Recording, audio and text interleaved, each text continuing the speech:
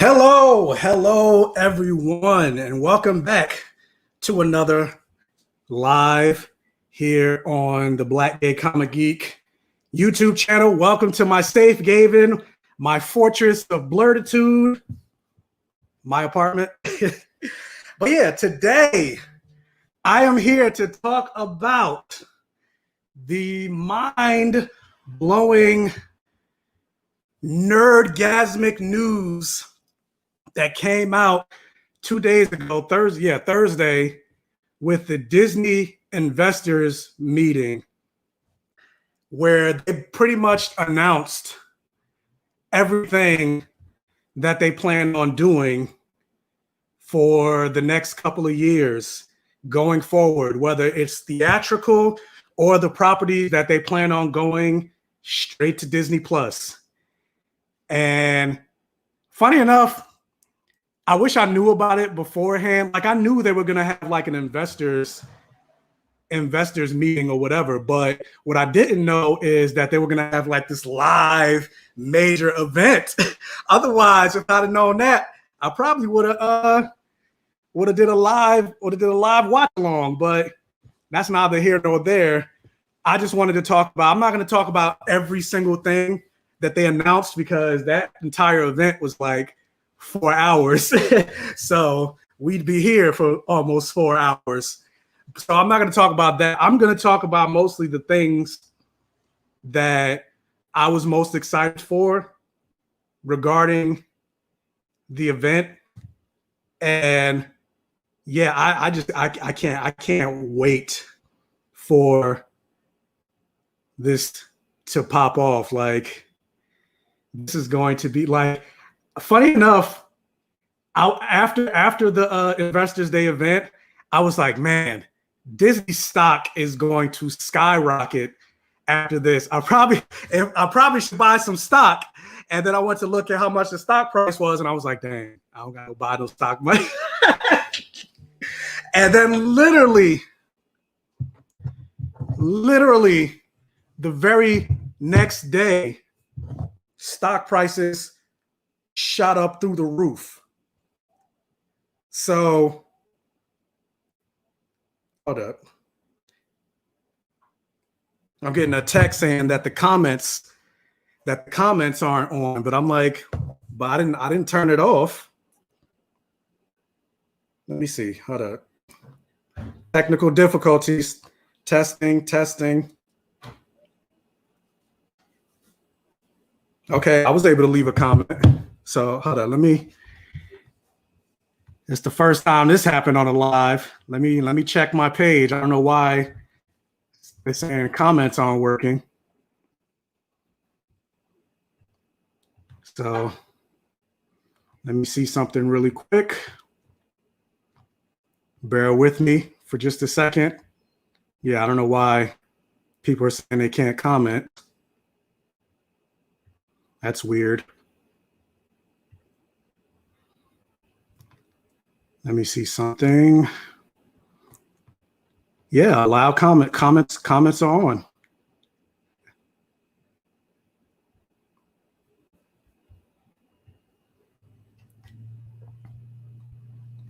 Okay, so try to if you can't comment. Oh, okay, there you go.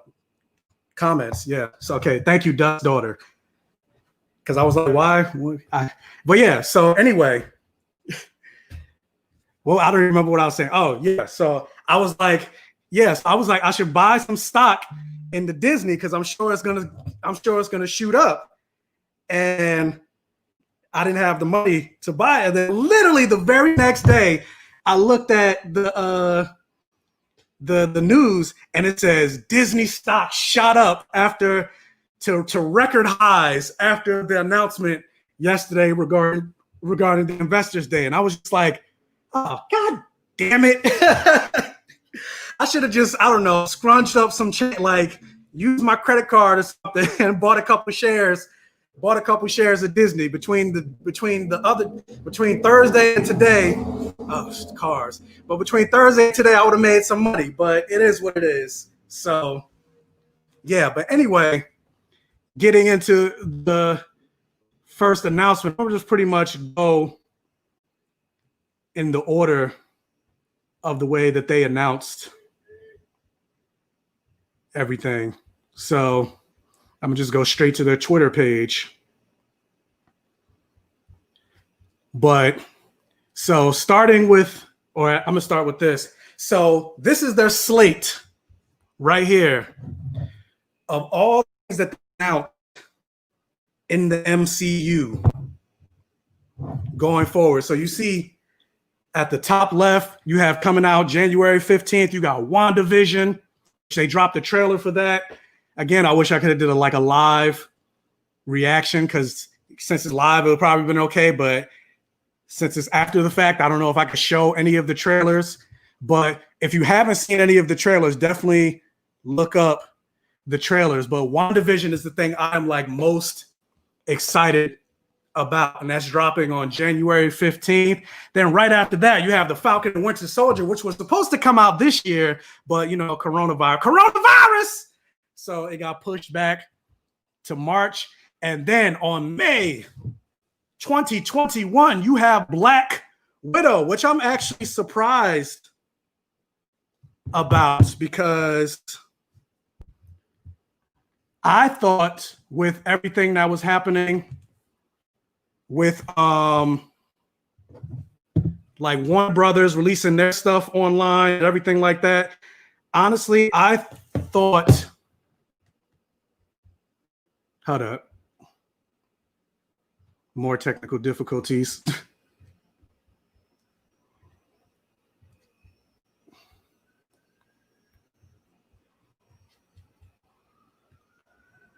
There we go. Bear with me. I'm still getting used to doing live videos. So yeah, there we go. Now you guys can see it.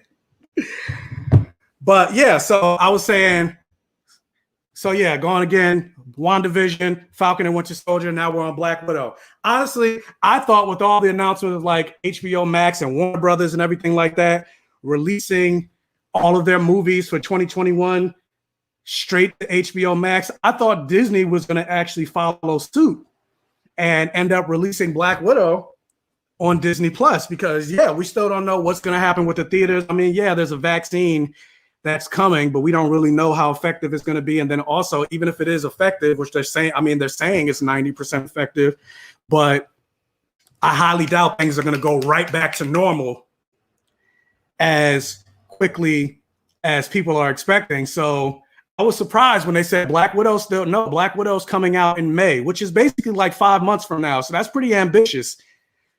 And then they released another trailer for Tom Hiddleston is coming back as Loki.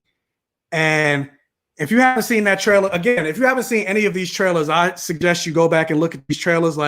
These trailers had me so excited. I wish I could have did a live reaction watch during the investor meeting, because, oh man.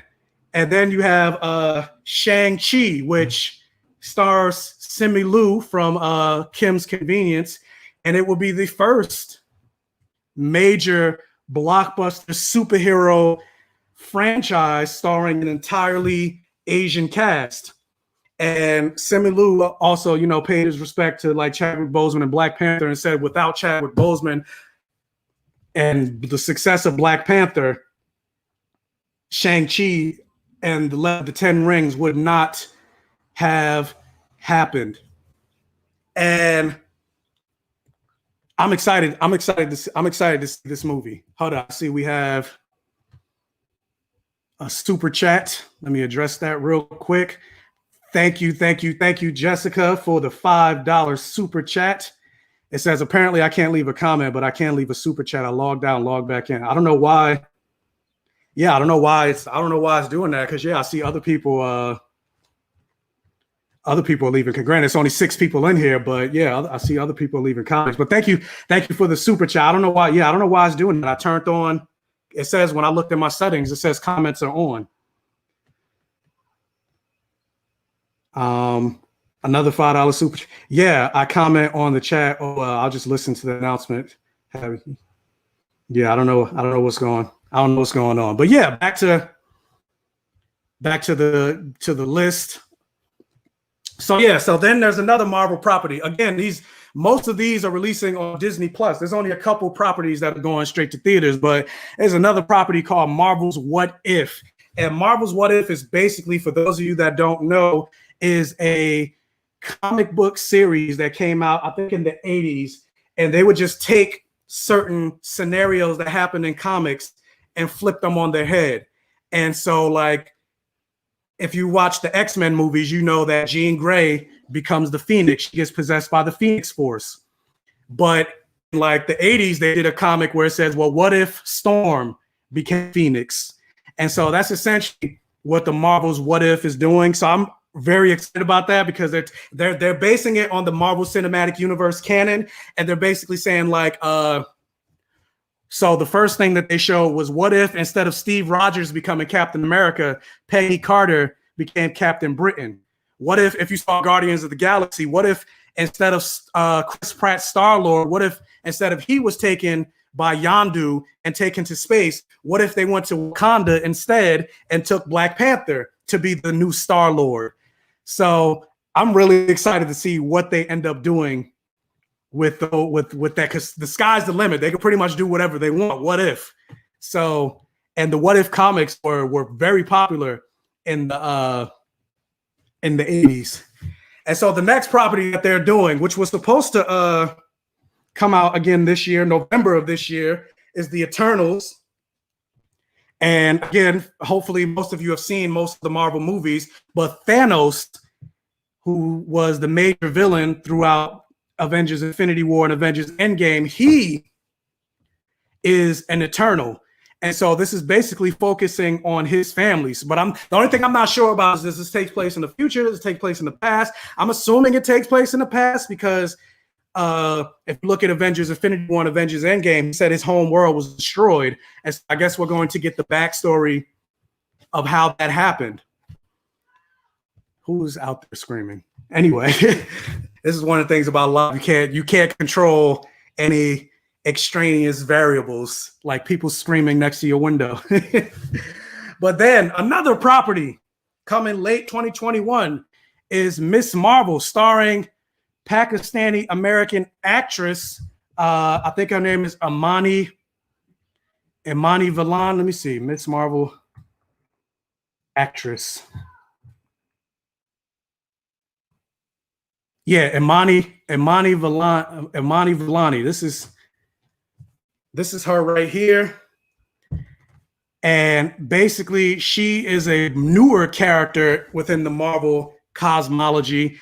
And she's a huge stan of Carol Danvers' Captain Marvel. And so with that, like, they're bringing in all these younger heroes into the Marvel Comics universe. So I wouldn't be surprised if they end up doing Young Avengers, because with that, they're going to introduce one of the original Young Avengers, Kate Bishop, Hawkeye, who I have her figure right here.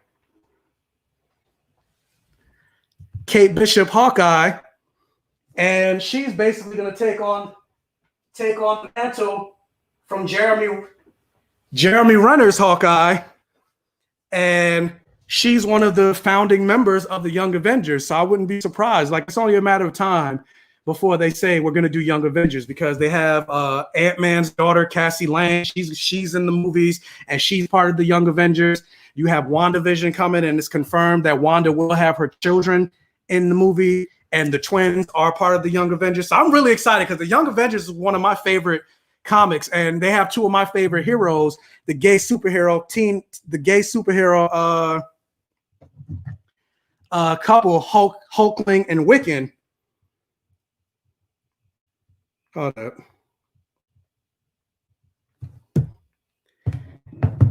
And so, yeah, I'm excited about that. Hopefully they introduce Wiccan and Hulkling, because, you know, I want to see more gay superheroes. # gay superheroes matter. Black Gay Comic Geek. Black gay superheroes will be great too, because they don't really have any of those. So hold on. I think I just got a text saying somebody wants to join me on the live. If you guys were here for my Lovecraft Country review, sorry I'm late. It's fine. But yeah, if you were here for my Lovecraft Country review, I just got a text from Fantastic Frankie saying that she wanted to roll through. So let me send her the invite.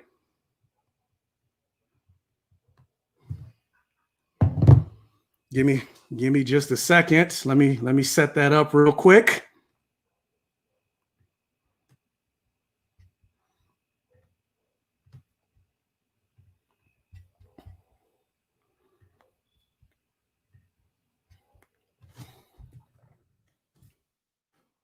Coming down on this episode of Black Gay Comic Geek.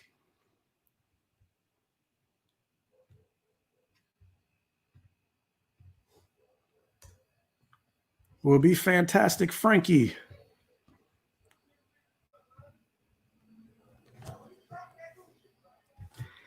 Yay, my chat area is working now. That's good. I was a little worried. I was like, what's going on? Why isn't the chat working? That made me nervous.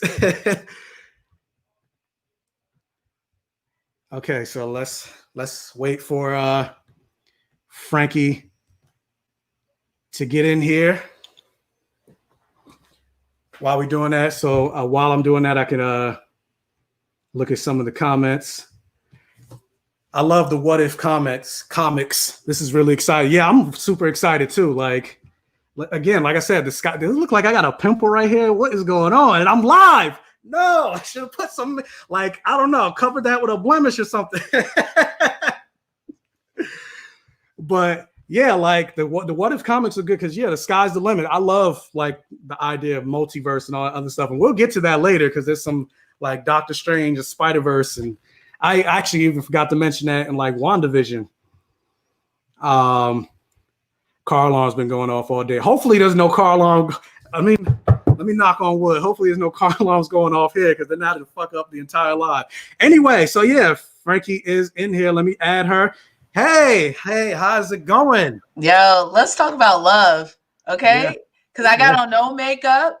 I was cleaning and I was just like, yo, what's up? And then he was like, yo, pull up. I was like, you know what? I love Mike. I'm pull up, no makeup. Well, I mean, that makes two of us. I don't got it. Yo, but I got like a pimple right here. And I just noticed that while I was live. But you got a beard. That's for men. Beard is makeup for men. The beard ain't covering this part. I was just talking to someone, if you watch Attack on Titan, about Rainer, who's like, for those of you guys who don't watch it, for the whole series, he's like a villain that everyone hates. But in this newest season, he got a beard, so now he's bae. You know what I'm saying? Yeah. I saw the first season. We're getting completely off topic. I know. I'm sorry. Yeah, but still, like I saw the first season. I mean, not the first season. The latest episode of Attack on Titan, and I was like, dang, I really need to go back and rewatch because I'm like, I don't even remember how season 3 ended. Yeah. Well, I'm watching the new season, and I'm like, I kind of remember what's going on, but what the hell is happening right now? Yeah, that's all of us. It's all good. So yeah, I'm almost done with season 1 right now, and I'm just continue to make while continuing to watch the new season. Exactly, that makes sense. So yeah, I was just going through like the Marvel news and stuff like that right now. So like, what did you think about the Disney investor news? Like, I'm not going to talk about every single thing that they announced, but I mostly wanted to talk about the stuff that I was mostly excited for, which is like, of course, the Marvel stuff, the Star Wars stuff. And then some of the other like Disney animated stuff that I'll get to later. Yeah, I think Disney is, putting their money where their mouth is. I saw the first thing I noticed was a bunch of diversity, a lot of things we've been asking for.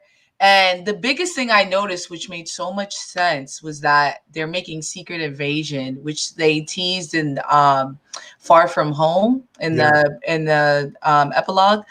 That they're making a series.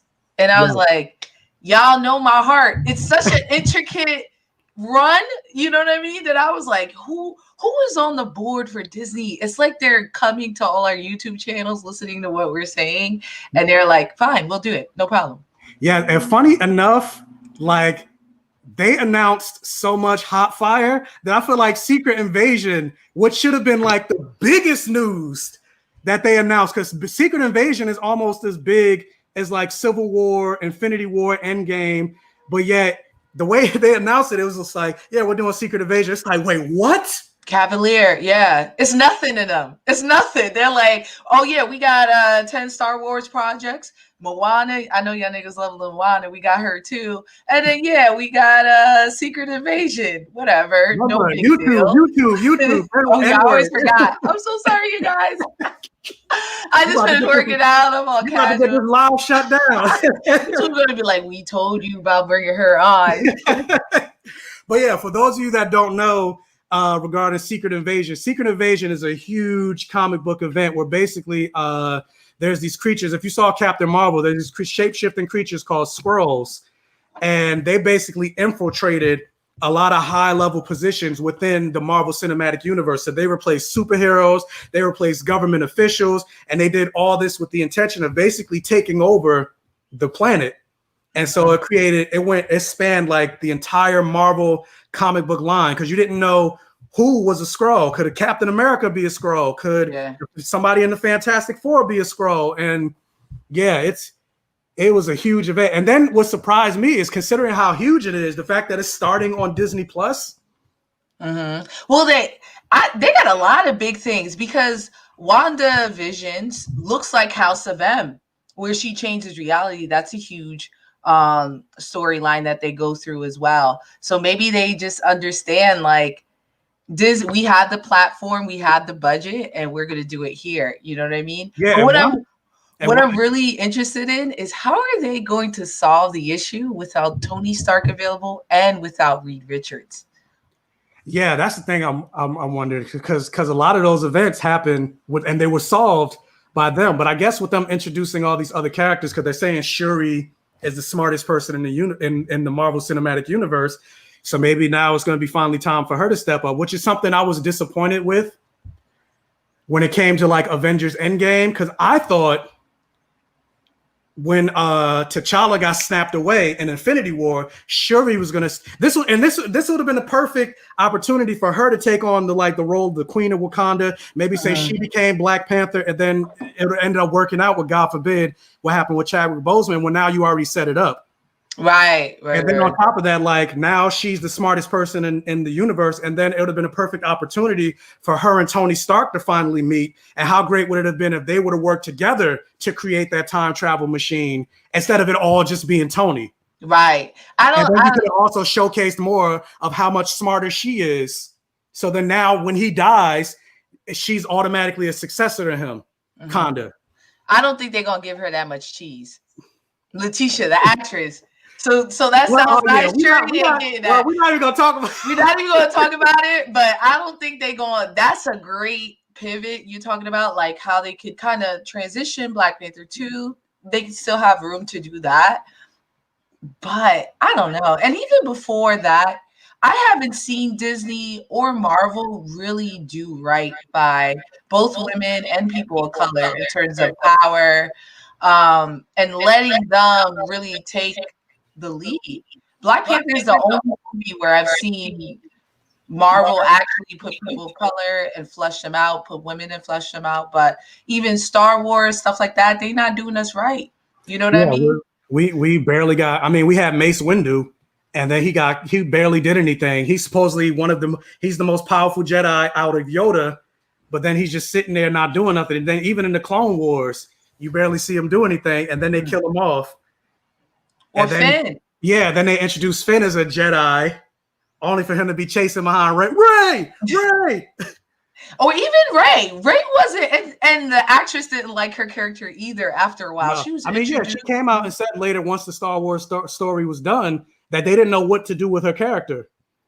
And I think part of that problem, and this is why, I mean, nothing against Kathleen Kennedy. I'm pretty sure she's a great producer and a great studio. I mean, a great like business person, but she's not the right person to be the head of Lucasfilm, because just based on what happened when Disney bought the rights, like even think about the Star Wars movies, like almost every director on those movies ended up getting fired, with the exception of like J.J. Abrams. Right. They need to stop playing it and just make Jon Favreau their Kevin Feige for the for Lucasfilm. You know what I mean? I agree. Jon Favreau needs to be the head of Lucasfilm, or even Dave. Well, no, maybe Jon Favreau should be the head of Lucasfilm, and Dave Filoni should be like the head of the creative. Right. You talking dirty? Mike? Because like the man, like I'm telling you, like I'm a big Star Wars fan. I got a lightsaber. I got Star Wars figures down here. I cosplayed as Mace Windu. I cosplayed as Finn. Oh, that's so perfect with you. Yeah, I'm bald, but I cosplayed as Finn. I got the jacket in my closet.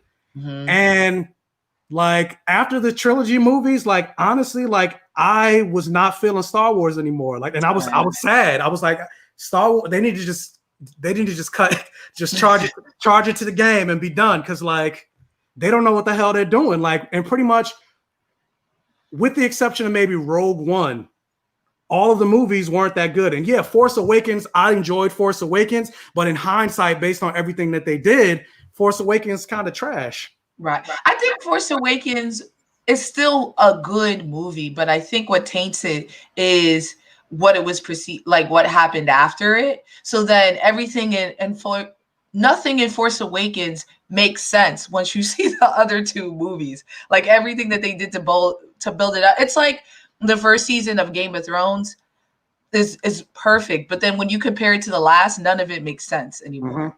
You know, so I feel you there. But so what else were you excited about? You and I already talked about Game of Thrones. I know it's too soon. Don't get me started on Game of Thrones. Someone hit me up on Facebook and was like, "You never talked about the last season of Game of Thrones." Yeah, because and I was like, it's too soon. It's only been a year. I need time to grieve before I'll start breaking shit again. I know it's a hot topic, but going back to because you mentioned diversity and stuff like that. Well, I mentioned right before you got on, like we're getting Shang-Chi and the Legend of the Ten Rings, and that's like the first time we're getting like an fully Asian cast of superheroes in one movie. And I know some people probably will say, "Oh, well, Crouching Tiger, Hidden Dragon," but it's like, nah. Disney did that? No. Exactly. It was made in Asia.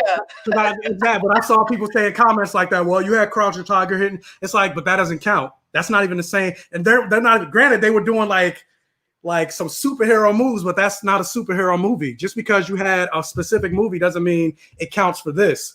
Yeah, those people who called it a superhero movie are trash, because it's just a kung fu movie, and they all do that in kung fu movies. Yeah, that's what I'm saying. If you see any kung fu movie, they do wild stuff in it. It's more mystic, right? They talk about like parables and old stories.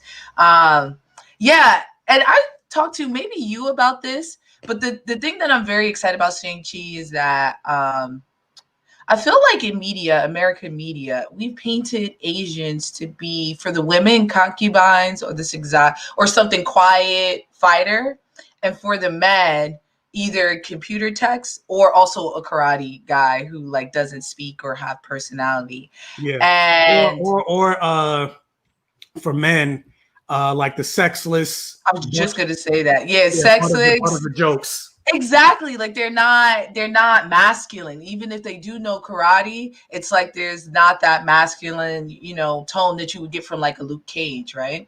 Yeah. I don't even want to start talking about how they sexualize Black men, but I mean, I went to Black man right here. Yeah. You know the deal. But I went to Japan and I realized how proud they were, how scary they were, right? How sexual they were in some aspects, and how handsome and how four-dimensional they were compared to what I saw on TV, right? Like, yes, they're driven and they're loyal. And I'm very excited to see this with this cast, where we're seeing, sex scenes with Asian people that are sexy, not a joke or not like serious. Yeah, that's not fetishing. It's like two people. I'm very interested to see a main character that means more than one thing that's nuanced and speaks, similar to Warrior, if you guys have ever seen that. And I'm just very excited for people to be exposed to that.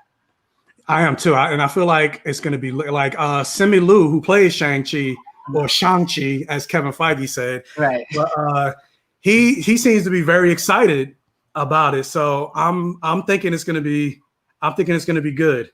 Yeah, absolutely. And especially considering, just like they did with Black Panther, they have Asian people not even just in front the screen, but behind the screen as well. So it's not going to be like Mulan and some of the problematic elements they had in that.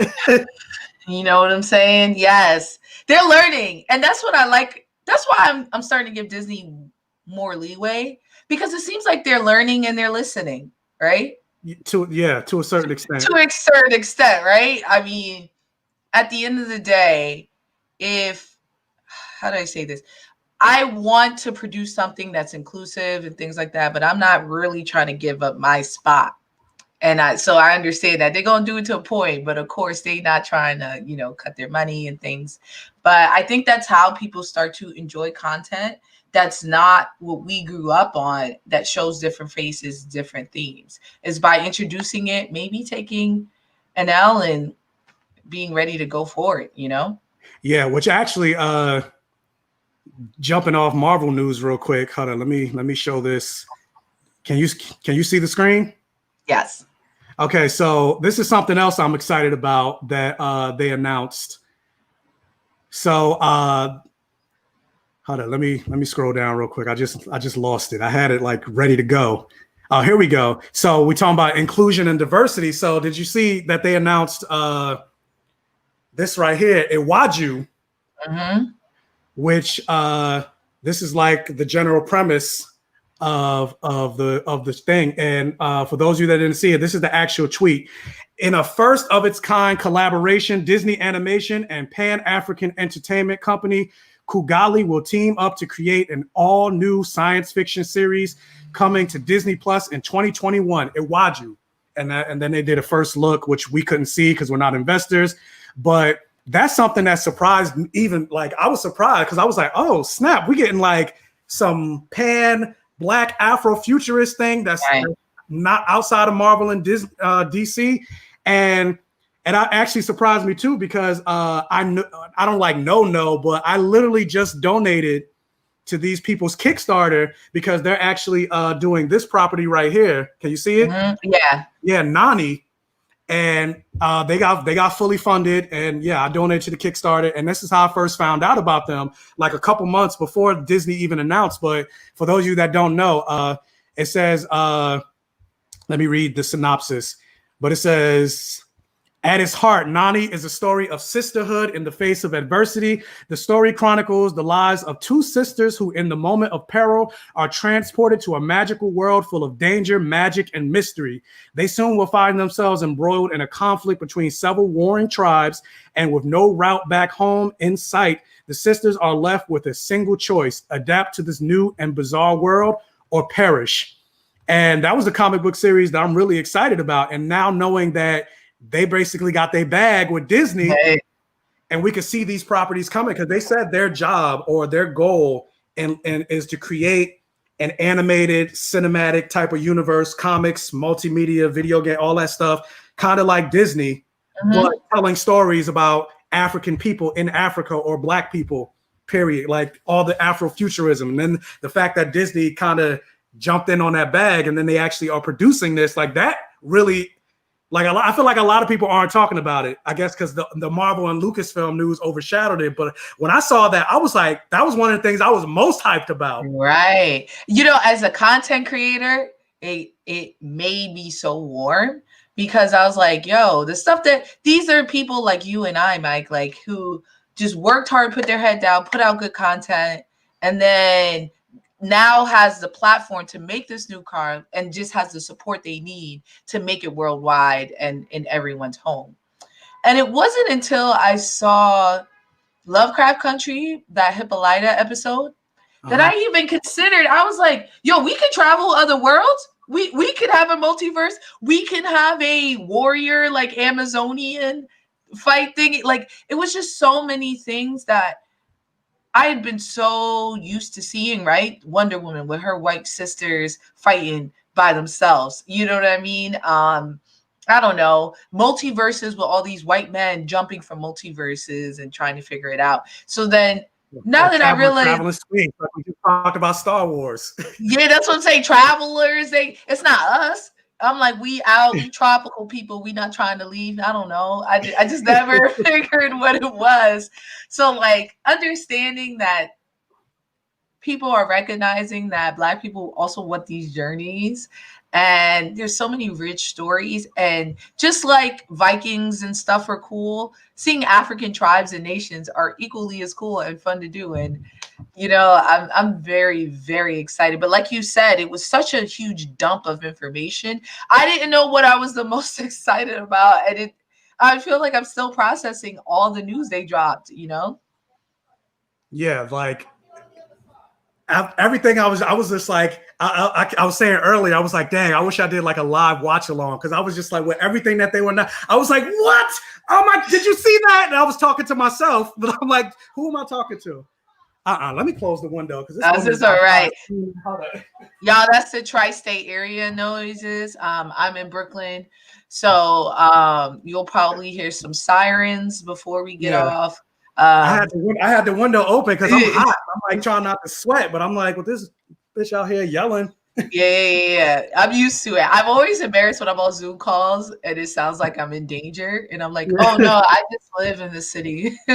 That's all that is. So now I forgot what I was saying. You were talking about how excited you were and how you wish you did a live stream. Yeah. Yeah, but I didn't know about like the investors. Like I didn't know it was going to be like this huge event that they would do. I thought it was just going to be like a private announcement, and then we were just going to hear about it later. Exactly. So I have a question for you. Seeing what Disney's doing, especially with the Kugali series and things like that, how do you feel about things like DC dropping Tim Fox as the new Batman? Because people were going back and forward about like, should we have our own, or should we change like the race of some of our favorites to kind of be more inclusive? So I wanted to know your thoughts on that, especially with Disney and everything on there really pushing out new content with Black and brown people and people of color. How do you feel about them changing the race of old characters? I mean, honestly, I feel like, why can't we have both? Because I'm like, how many people have taken on Dick Grayson was Batman at one point. Tim Drake was Batman at one point. You had whatever his name is, Azrael or whatever, he was Batman at one point. Superman was Batman at one point when they switched roles. So I'm don't forget about Terry McGinnis. Terry McGinnis being favorite boy. Like the chocolate. So I don't have a problem with them switching it up, sometimes, because truth of the matter is, like, these characters have been around for going on almost 100 years. Like, you can't continually do the same thing, otherwise it gets boring. Like, I think the original intent that DC and Marvel was to have these characters age out, or at least with DC. That's why they introduced these legacy characters like a Nightwing, a Robin, a Superboy, but then they just didn't phase them out, and they just kept going. And so I don't have a problem if you switch it up and say, hey, now for this particular run, we're going to have a Black Batman and a Black Wonder Woman. And we're not going to it's not a race swap, because it's not like Bruce Wayne is Black now. Right. No, we're introducing this new guy, and he's going to take on the mantle of Batman. We don't know the story. We don't know where Bruce Wayne is. We don't know if he died, or maybe it's just a multiverse or whatever. So, I don't have a problem with it. You know what's interesting? Someone was. Let me address this comment right here, because it's for you, Frankie. With that island glow. Yo, y'all see the tan? Chocolatey. That comment is referencing because Frankie just came back from Jamaica. That's a fact. Living her best life, and the rest of us stuck here in coronavirus America.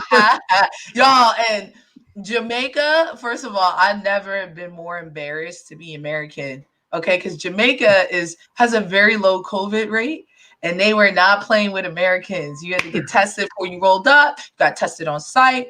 And then, people weren't wearing masks, but even still, even though we all knew we didn't have COVID because we just got tested together, you had to wear a mask when you were inside and stuff like that. Bartenders would be in the pool, mask on.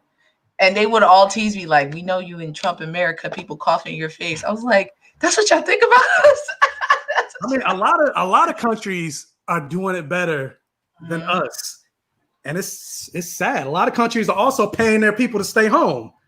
Hello? Like Canada's sending everybody a check for $2,000 a month. We got one check back in like March for $1,200.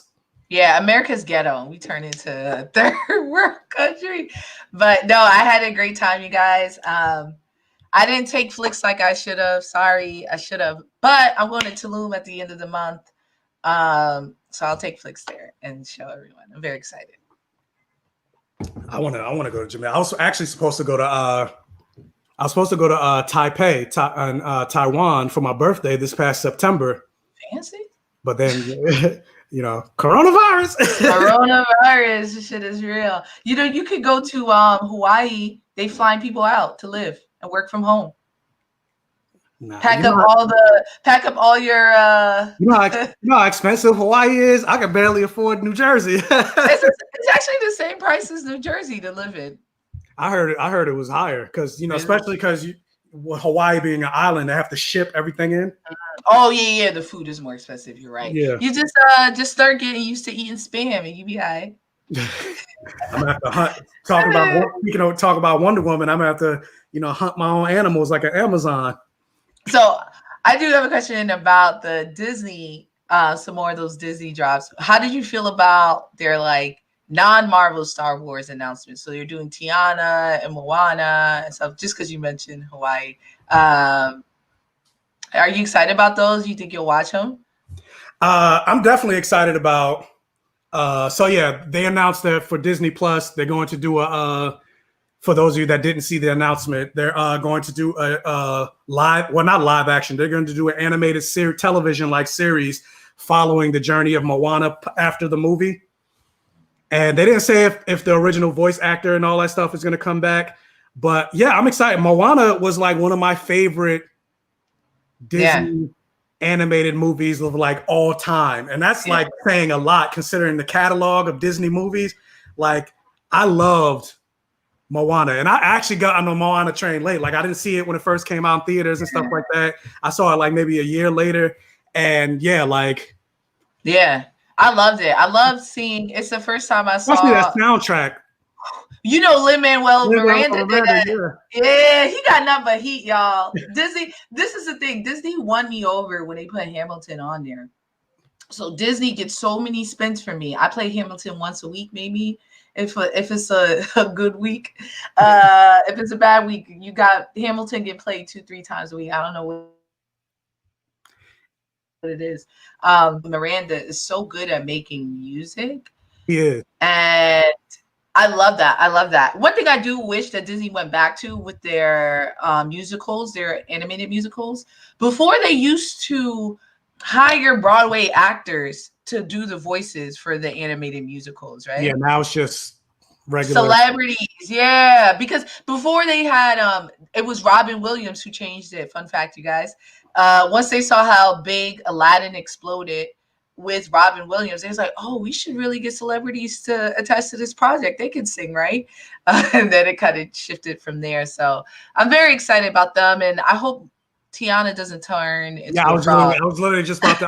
I was scrolling through Disney Plus Twitter feed to find the Tiana announcement. But yeah, another thing that they're doing is they're bringing Princess Tiana back to life, and she's also getting her own Disney Plus series. Again, they didn't mention if Anika Noni Rose is coming back, but here, let me share my screen real quick. What is Anika Noni Rose doing right now? Nothing. She should pull up. Yeah, tell her pull up. But maybe she might ask for too much money. I don't know. But yeah, so here it is. Just announced Disney Animation's first year original animated series are coming to Disney Plus. So yeah, they're doing Baymax, which I'm not really that big of a fan of. I'm a big fan of Big Hero 6. I would have preferred if they did a Big Hero 6 series as opposed to just Baymax. Do you think it's going to be a Big Hero 6 movie, and they just use Baymax to kind of get people excited, because a lot of people, Baymax is what their favorite part about it. Yeah, I mean, maybe they might be doing another Big Hero 6 movie, but I kind of feel like if they were, they would have announced. I mean, I don't know, because it's not like they announced every single thing, but. No, I mean, what if Baymax is actually a Big Hero 6 series is what I meant to say. And then, but they called it Baymax because they're like, this will bring in more people. Well, they kind of said what Baymax was going to be about. It's about, like, they said it's going to be about him, like, because he was originally created to be a nurse droid. Right. And so they said it's about him going to other, like, different families and different areas of San Francisco and just finding people to help. Yeah, I'm good on that. So, yeah, exactly. I'm good on that. Sorry, y'all. I want to see something. I mean, it may be like, I might watch it and it might be fire, but I'm just like, after hearing that, I was like, that sounds whack as hell. But who chose that over Big Hero 6? Exactly. That's why I was like, they have to have something in the pipeline for Big Hero 6, because I'm like, that don't make no plumb hella sense. So then another thing that they announced was Zootopia Plus, like Disney Plus, and it's basically a spinoff of Zootopia. I haven't seen Zootopia, funny enough, so I don't know if did you see Zootopia? Is that good? I did. So it's basically about the crack epidemic in Harlem, made for children, y'all. So it's about it's, you know, I don't even know if it's like some type of dystopia where all humans are dead and then animals became sentient, but either way, the world is run by animals, and they're predators and prey, and the prey are the majority. So the predators, which are bigger and scarier, people are afraid of, and things like that. And they're just so, it's definitely about being Black in America. It's really, really nuanced. And I'm gonna watch it at some point. Funny enough, the DVD, the Blu-ray is sitting right on my shelf. I just haven't watched it yet.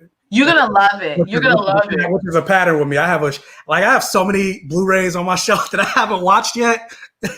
Please watch it. Watch it tonight, and you're gonna be like, "This is fine." I think it's one of the best Disney has done.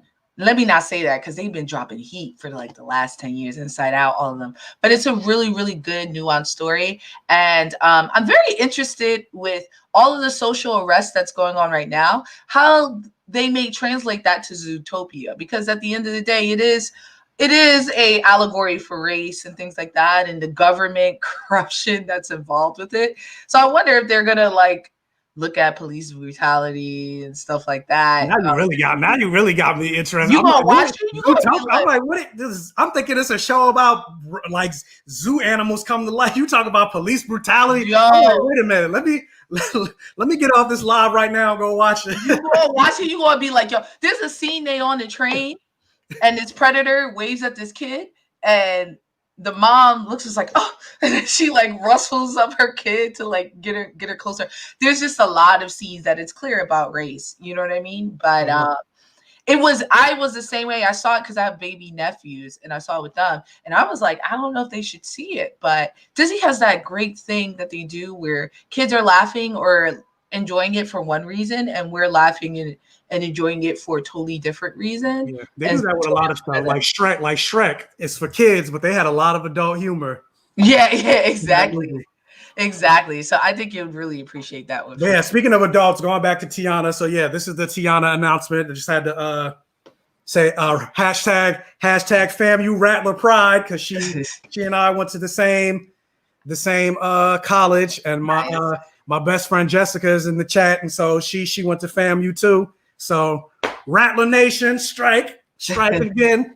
So yeah, then there's Moana, and what else did they announce? They also announced, there's a trailer plan. Let me scroll that down because I don't want to get copyright flagged. They also said Lin-Manuel Miranda. I always get tongue-tied saying his name, especially if you say it fast. Lin-Manuel Miranda.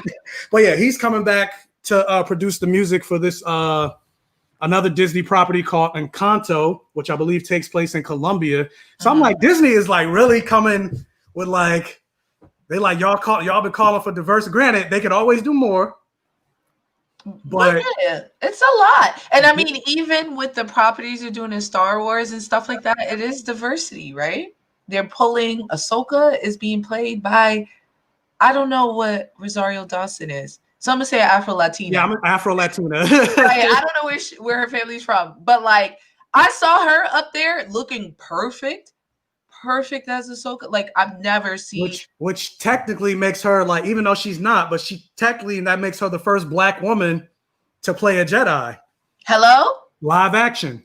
Yo, the Mandalorians. I was just talking to someone about how Mandalorians always been people of color, and it's been riding under the radar. It's just a group of diverse people taking care for Yeah, I each mean, yeah, other. Pedro Pascal is a person of color.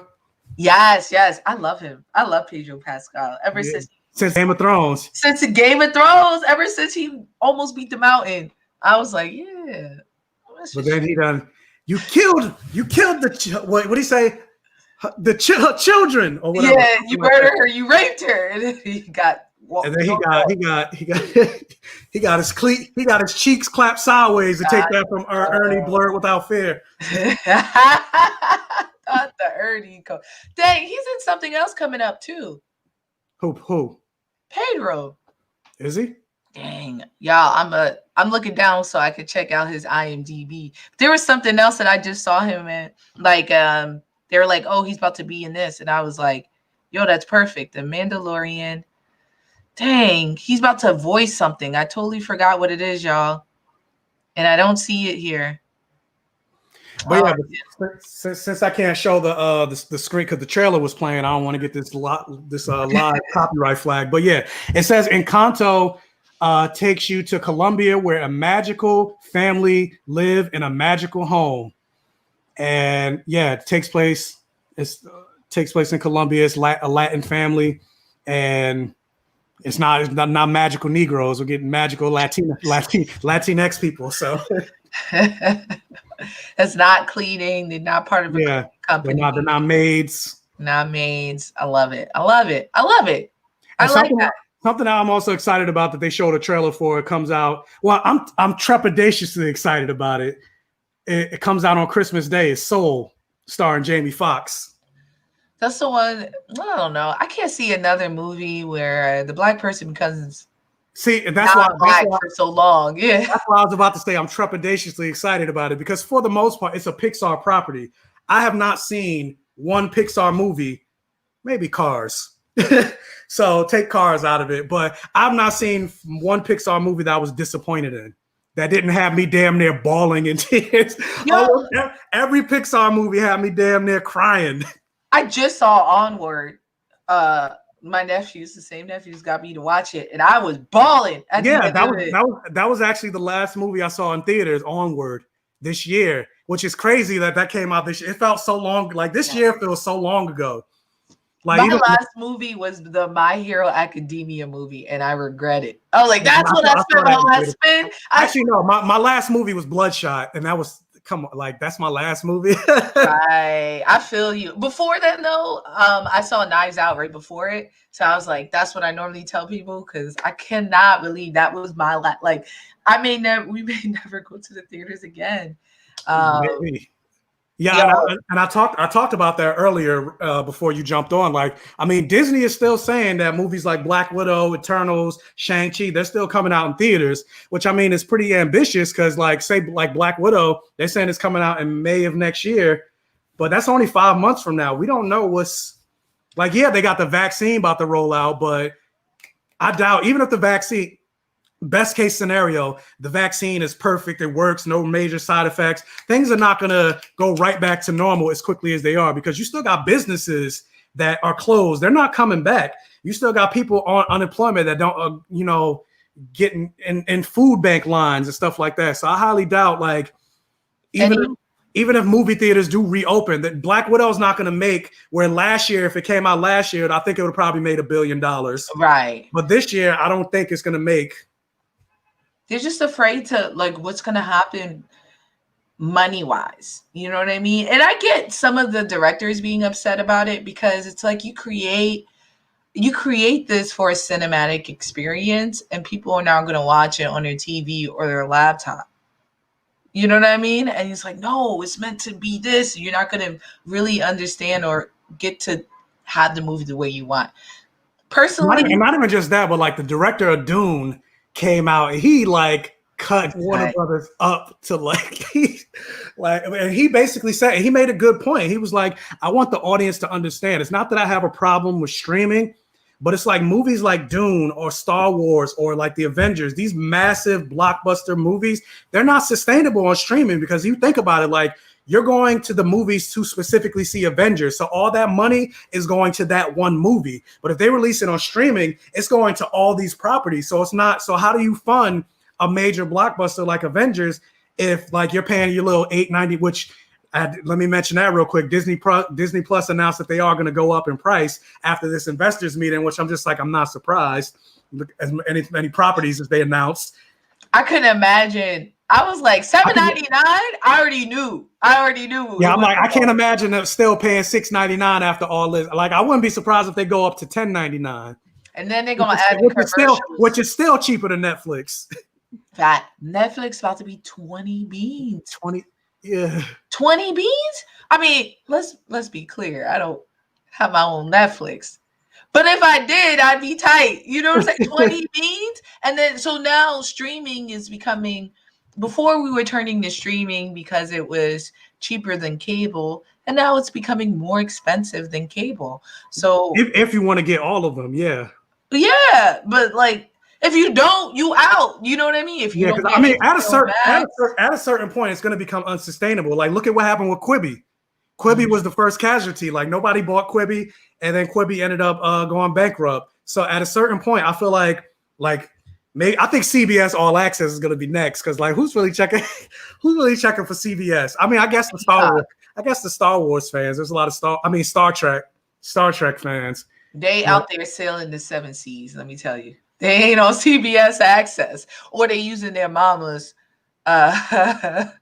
cable information. But definitely, I feel like this Disney Investor Day meeting, it had to make, maybe not HBO Max because they have a lot of IP, but I feel like it definitely had to make Netflix nervous because for the most part, you think about what Netflix's major motto was for the longest time. They licensed out other people's properties, and then you watch like things like Friends or Spider-Man Far From Home. Spider-Man Enter the Spider-Verse was just on Netflix, and then they took it off. Like, or The Office was very big, like one of the most watched shows on Netflix. It wasn't their new properties, it was old licensed shows.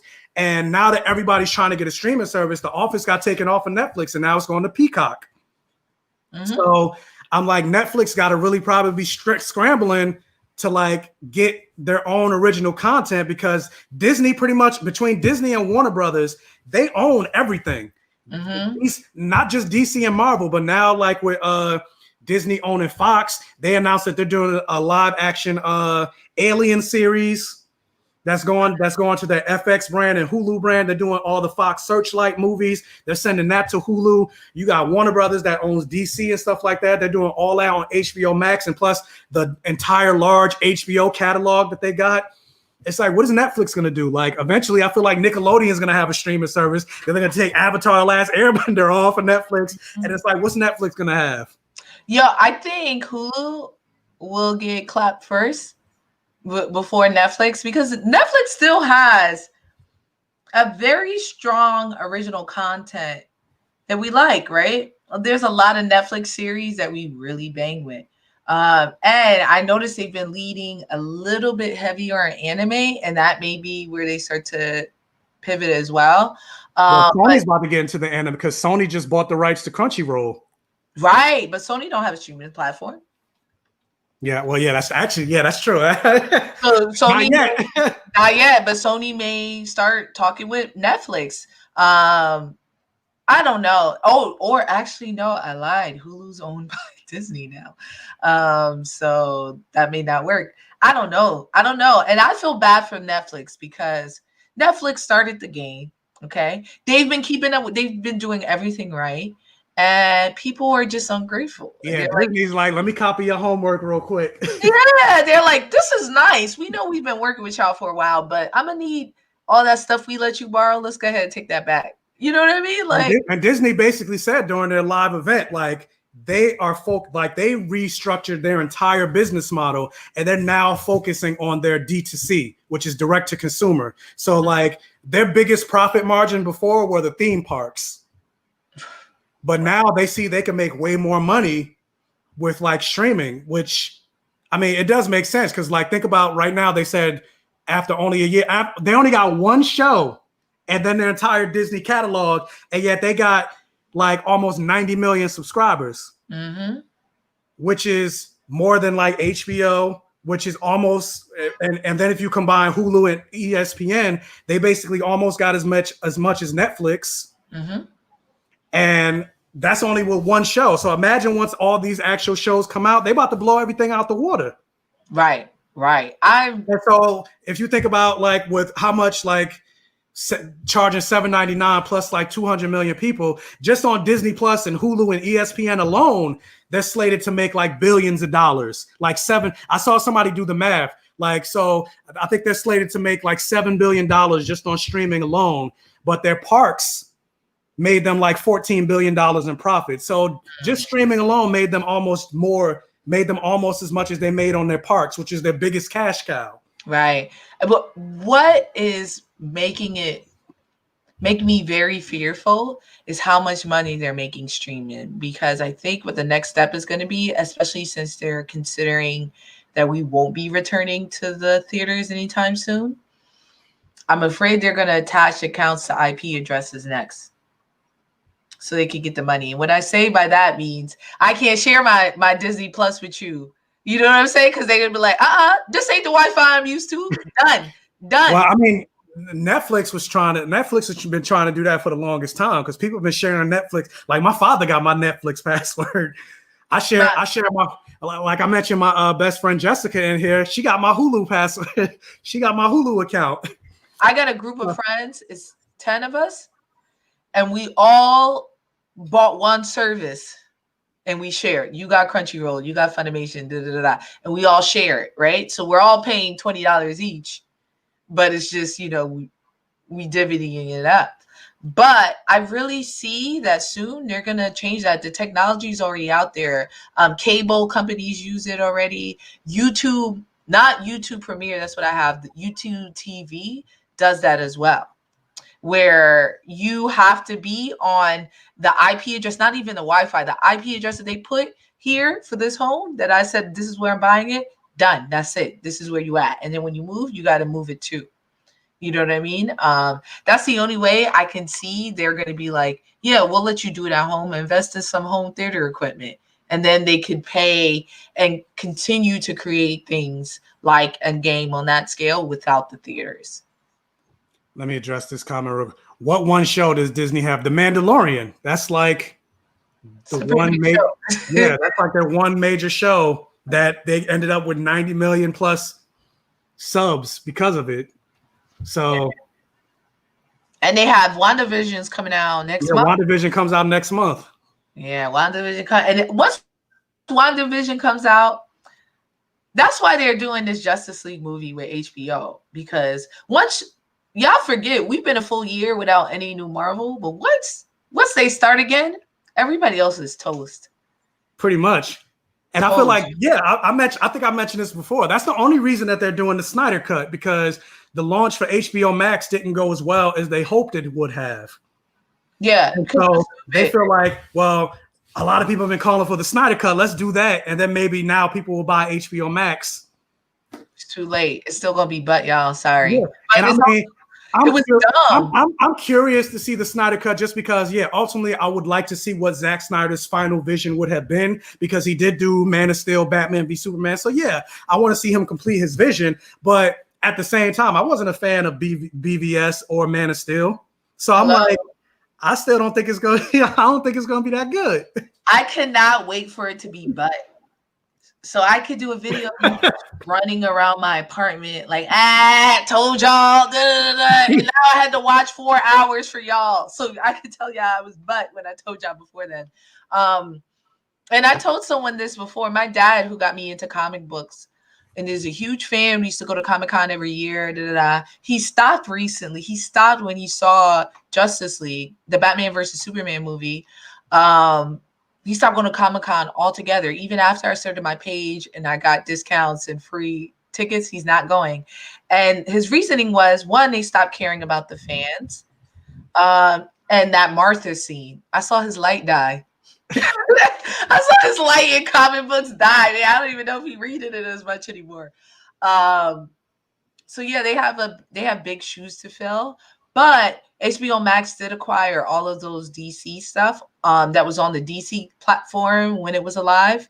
And their stuff is good. The Harley Quinn show is incredible. Titans is really good. Doom Patrol was good for the first season. The Swamp. Yeah, a lot of people like Doom Patrol. I don't know, maybe for me, it was too trippy for me. I couldn't sustain. I was like, yeah, it's too much. It was good. I didn't like the second season, but Titans is definitely fuego. And they're using. I need to catch up on Titans. I saw the first episode of season 2 with that terrible ass CGI for Trigon. And I said, nope, I can't do it. I almost didn't watch it because Starfire's wig was so butt. Oh yeah, I hated that too. And it just got me angry because I live in Brooklyn, and I was like, you can get any one of these girls in Brooklyn to get Starfire a better wig. Why is people with a studio money got bad wigs? It just gets me, I'm sorry, I can't go down that hole, but it gets me so angry that I'm like, why can't y'all find someone to do Black woman's hair? But her new drip and her new wig looks incredible, so I can't wait. But yeah, going back to the Marvel moves. I ain't finished. Oh yeah. So yeah, I left off at Hawkeye coming late 2021. We also got Spider-Man 3 coming. They didn't really say much about Spider-Man 3, but what they did say is, so they did mention WandaVision, and they said WandaVision is going to connect to Doctor Strange and the Multiverse of Madness. And Elizabeth Olsen is right now filming Doctor Strange. She's in wherever, New Zealand or wherever, filming Doctor Strange right now. And obviously, based on the title, we know Doctor Strange is going to deal with the multiverse. And so Kevin Feige kind of basically confirmed, because a lot of people were speculating, are we going to have Tobey Maguire and Andrew Garfield show up in this movie? And he kind of confirmed by basically saying that Doctor Strange and the Multiverse of Madness is going to connect to Spider-Man 3. Mm-hmm. That right there told me everything I needed to know. Plus the fact that they already announced that Alfred Molina's coming back as Dr. Octopus, that Jamie Foxx is coming back as Electro. So, yeah, the writing's already on the wall that we're going to get Tobey Maguire and Andrew Garfield. And probably, I wouldn't be surprised if Kirsten Dunst came back as Mary Jane. Yeah, what they really need to do is stop playing and get Jake Johnson to be Peter B. Parker. He's the one who voiced... He's the one who voiced the Spider-Man from the Spider-Verse. Spider-Man Into the Spider-Verse, yeah. And he's an incredible actor. And he's a little pudgy, but that's what Peter B. Parker was, right? He was out of shape and stuff like that. So to see him with Tobey Maguire and Tom Holland and Andrew Garfield would be jokes and honestly great, perfectly on theme with Spider-Man. They're probably not going to. I think they're just going to stick with the 3 live action ones that we saw. I just want a cameo. I don't even need him to be throughout the full movie. So if any of y'all listening to me, please, if y'all watching this, tweet Kevin Feige. I don't even know if he's on Twitter. But the thing that kind of annoys me about Spider-Man, and I know I'm like trying to have my cake and eat it too, and I understand that Spider-Verse started with Peter Parker. Even going back to the 90s cartoon, they had their little Spider-Verse before they even did it in the comics. But at the same time, I'm like, I feel like this is another thing that could go to Miles Morales that they're taking and giving to Peter Parker. Like, you already took his best friend, Genki, and created this new character, Ned Leeds, which is basically Miles Morales' best friend. Who would you have play Miles Morales? I can't think of his name, but Caleb from Stranger Things. The black kid from Stranger Things. That's what I see. Dang, what is the name of him? I can't think of one, but I was thinking Jaden Smith for a second. He's too old? Nah, Jaden Smith. It ain't even about his age, but just Jaden Smith. Like, did you see that? Did you see that anime that he did on Netflix? I That loved his anime. thing was trash. New Yokio?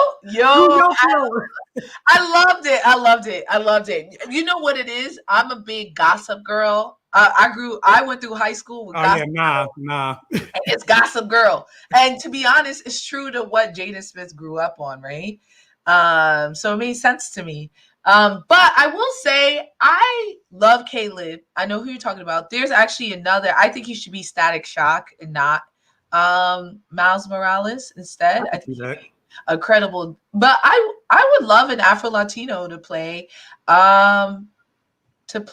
Miles Morales, right? Yeah, I mean, I would love that too. But in terms of like Afro Latino, I can't think of any off the top of my head. So they could find one. No, they could definitely. I'm not saying they can't find one, but Dust Daughters. Thank you for that, Caleb McLaughlin. I think that's how you say it. Yeah, Caleb. I think he'll be an incredible Static Shock. He don't even need dreads because there are iterations where he don't have the locks. But he's young, he's fun, he's in shape, he's starting to get fine. Is he 18 yet? I was like, is he? Could you say that? Somebody please go in the comments and tell me he's 18 before I carry on. Boom. Well, he might be too old. Dust Daughter said Jarrell Jerome. He's Afro Latino, but he might be Jarrell Jerome is the guy that played the lead in When We See Us. Or